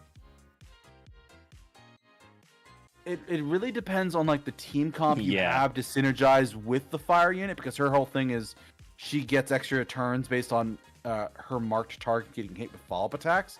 So if you have people that do that type of damage, you can she hits so hard. I can see that. But Seele also was rerun last month. I rolled on her and got E2, which means her skill that when you use her skill attack, it'll stack the speed buff twice. That's disgusting. Yeah. And then I also got her character specific light cone, which says, hey, for every 10 speed you stack above 100, get more damage up to a cap. And I'm like, oh god, 10 speed is nothing. Yeah, well, okay, actually speed was like the lowest number stat, but still that's not crazy high. Yeah, it's not, but like my Sele's base speed, I get 4 stacks at the beginning of combat every time. Yeah, that's silly. After doing 1 turn of my skill, I'm pretty sure I get the other 2 stacks that cause me to hit the limit. And it's like 6% damage on your basic attack and skill, 12% damage on your ultimate for like the basic version of her light code. That's significant. Disgusting. For like the unupgraded version? For the level, like for the basic version of you haven't superimposed it right upgrades. And I think the upgrades are only gross. Like 1% per upgrade. It doesn't double from 6 to 12. It's like 1% per. That's fair. Like, we can't give you any more. You're just gonna be even more gross. Be happy with 65 and 18. It's fine. Yeah. Or whatever. Yeah, that's whatever the numbers are. Yeah, that's both of them. Both of them are a huge buff, and I've had a bunch of really good banners in a row that were expensive. So I'm probably skipping this month for the 2 banners because the healer doesn't impress me much, and then the erudition. Ironically, I'm tempted to pull on that erudition one, not because of him, but because there's a support character in the 4 stars that's on that one, and I'm like, that's a really good 4-star. I really ought to pull for that. Yeah, just don't break your bank. I'm trying. I got money in the bank. I'm fine for that. But I do need to be a bit more careful and rein it in a bit more. For sure. We already got announcements for the one after this. Yeah. And one of those is another hunt character. Okay. Another like Sele type character. Mm-hmm. And I'm interested in who they are because that's another like light element imagination damage character. Have they added Robot Dude to the game as a party character yet? No, he's on the list though. He's gonna be a 4-star of all things. Really? You'd figure he'd be bigger. Oh, I remember who the other one is. It's another one of the Genius Society people. So there's Herta, Robot Guy, there's another guy, and then there's like Rai Mei, I think is her name or something like that. She's the other 5-star for the next patch. She's a support character. Okay. So it's her as support, and then it's a character. I think his name is like literally just like Dr. Imaginary or some weird goofy name like that. But he's a hunt character that deals imaginary damage. And I'm like, Don Hung in Bigotry Lunai was great, but he's really demanding of skill points. I'm hoping this new one is more skill point efficient, and it's just going to be a better character because of it. For sure. Well, cool. But, you're doing that Saturday? Doing that Saturday, and then Sunday I'm going to be doing more Lies of P because I want to keep up with that. I was going to start a tactics game this past week, and then I'm just like, but I want to play more Lies of P. I just want to do that. It's really good. Yeah, like I did my run through with Motivity for the first time, and I had a really good time. And then you and Malice were running technique builds, and I'm like, you know what? I wonder if I can run this as technique. And it's funny, I'm not using technique weapons at all. I'm just like, oh, this fucking fire knife. This is great. This is really good for the carcasses. This is, man, type advantage is broken as fuck in this game. Type advantage is really strong. Yeah. I saw someone take down Laxasia after like 2 or 3 runs because of type advantage, just like completely clowning on her first phase. Dude, I one-shot her. I wish I'd recorded it. That's fucking crazy to me. Well, in your defense, I did watch your run-throughs. I knew her moveset. Yeah. And that's a lot of the advantages I had going into some of these fights, is I knew the moveset for bosses. Did you learn the cool thing with her lightning? You can reflect it back, yeah. You can reflect it back at her. I wish I knew that. I killed her with that. Well, first of all, like she threw the lightning at me, and I'm just like, why wouldn't I try to block it and perfect block it? The game has trained us to try to do that for fucking everything, and I just did it anyways. And that's how I built my entire build, and I actually got good timing on her with that. But ironically, I killed her by reflecting her lightning back at her. I was like super low on health and everything, and I'm just like, she's throwing lightning at me. I got one thing I can do that's not going to get my ass killed, and I blocked it all and killed her. Malice was actually just got to Laxasia last night. She got to phase 2 on just a couple of attempts, and she found out the Aegis shield. You don't even need to you didn't even time it for perfect blocks. Just hold up the Aegis, the lightning bounces right back at her. That's amazing. That's broke as fuck, and I love it. I'm just like, because she was getting to Laxasia, I'm like, oh, you're gonna have a hard time with her. You listened to me and started using the shield, and the shield's broke as fuck. The shield's really good. That's the one I went all in on.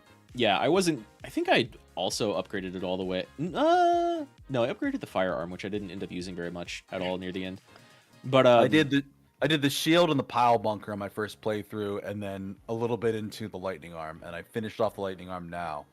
And I'm going into... By pile bunker, do you mean the mine layer arm? Yeah, that one. I wish that were actually a pile bunker so bad. Oh my god, yeah. Like a melee weapon. What's up, Gregorius? Hey, Gregorius. Yeah, I mean, if Neil wins this category, he deserves it. Absolutely. But yeah, no, I'm gonna be. I want to keep up with Lies of P because I'm still enjoying it. It's so good. What's funny is I keep having to change my save file because I'm playing through my own New Game Plus on my character, and then switching to the tech build for stream. So I have to keep like loading between the 2 save files. That's kind of literally what I did. Like, I started New Game Plus and got a little bit of the way through it because I did that final stream and like reached the end within 30 minutes. Yeah. And then off stream, I started a Motivity build just because I kind of want to play that. But then I went back to Elden Ring. Yeah. Honestly, one thing I would like to do after I do this one on stream, I might do an advanced build run of just seeing. Okay, I know the Electric Club is amazing early game. I know the Fire Knight is putting in the work. what happens when I go all in on my elemental damage, Yeah. and how bonkers and easy is the game going to be. Like, I think it'll be fun. I think it'll be a lot of fun. You missed the vote. I mean, I voted before stream, but then Deus and I were talking about the whole way through how he's gonna vote in just like every different category. But you can still place your vote. I think like up to December 6th or 7th or whenever votes cut off. The show's only on the 7th of next month, so you got time. Yeah, still got like 2-3 weeks, 3-4 weeks, maybe something like that. I don't know. I think it's like 3 weeks. What is time other than soup? It's like a chowder these days. I don't fucking know. Yeah. Especially around the holidays. You have almost 4 weeks before the show. Yeah. But I think I am gonna call. Yeah, you're yawning. We need I need to make tap dinner. this out here. Yeah. But yeah. Already done it. Nice. Thank you everybody for joining us. I hope you have a great rest of your morning, afternoon, evening, night, whatever it is in your part of the world. Take care of yourselves, and we will see you later. Rad will see you maybe tomorrow or Thursday, and I will see you this weekend. That's exactly right. But bye-bye, everybody. Atsumaho. Bye-bye.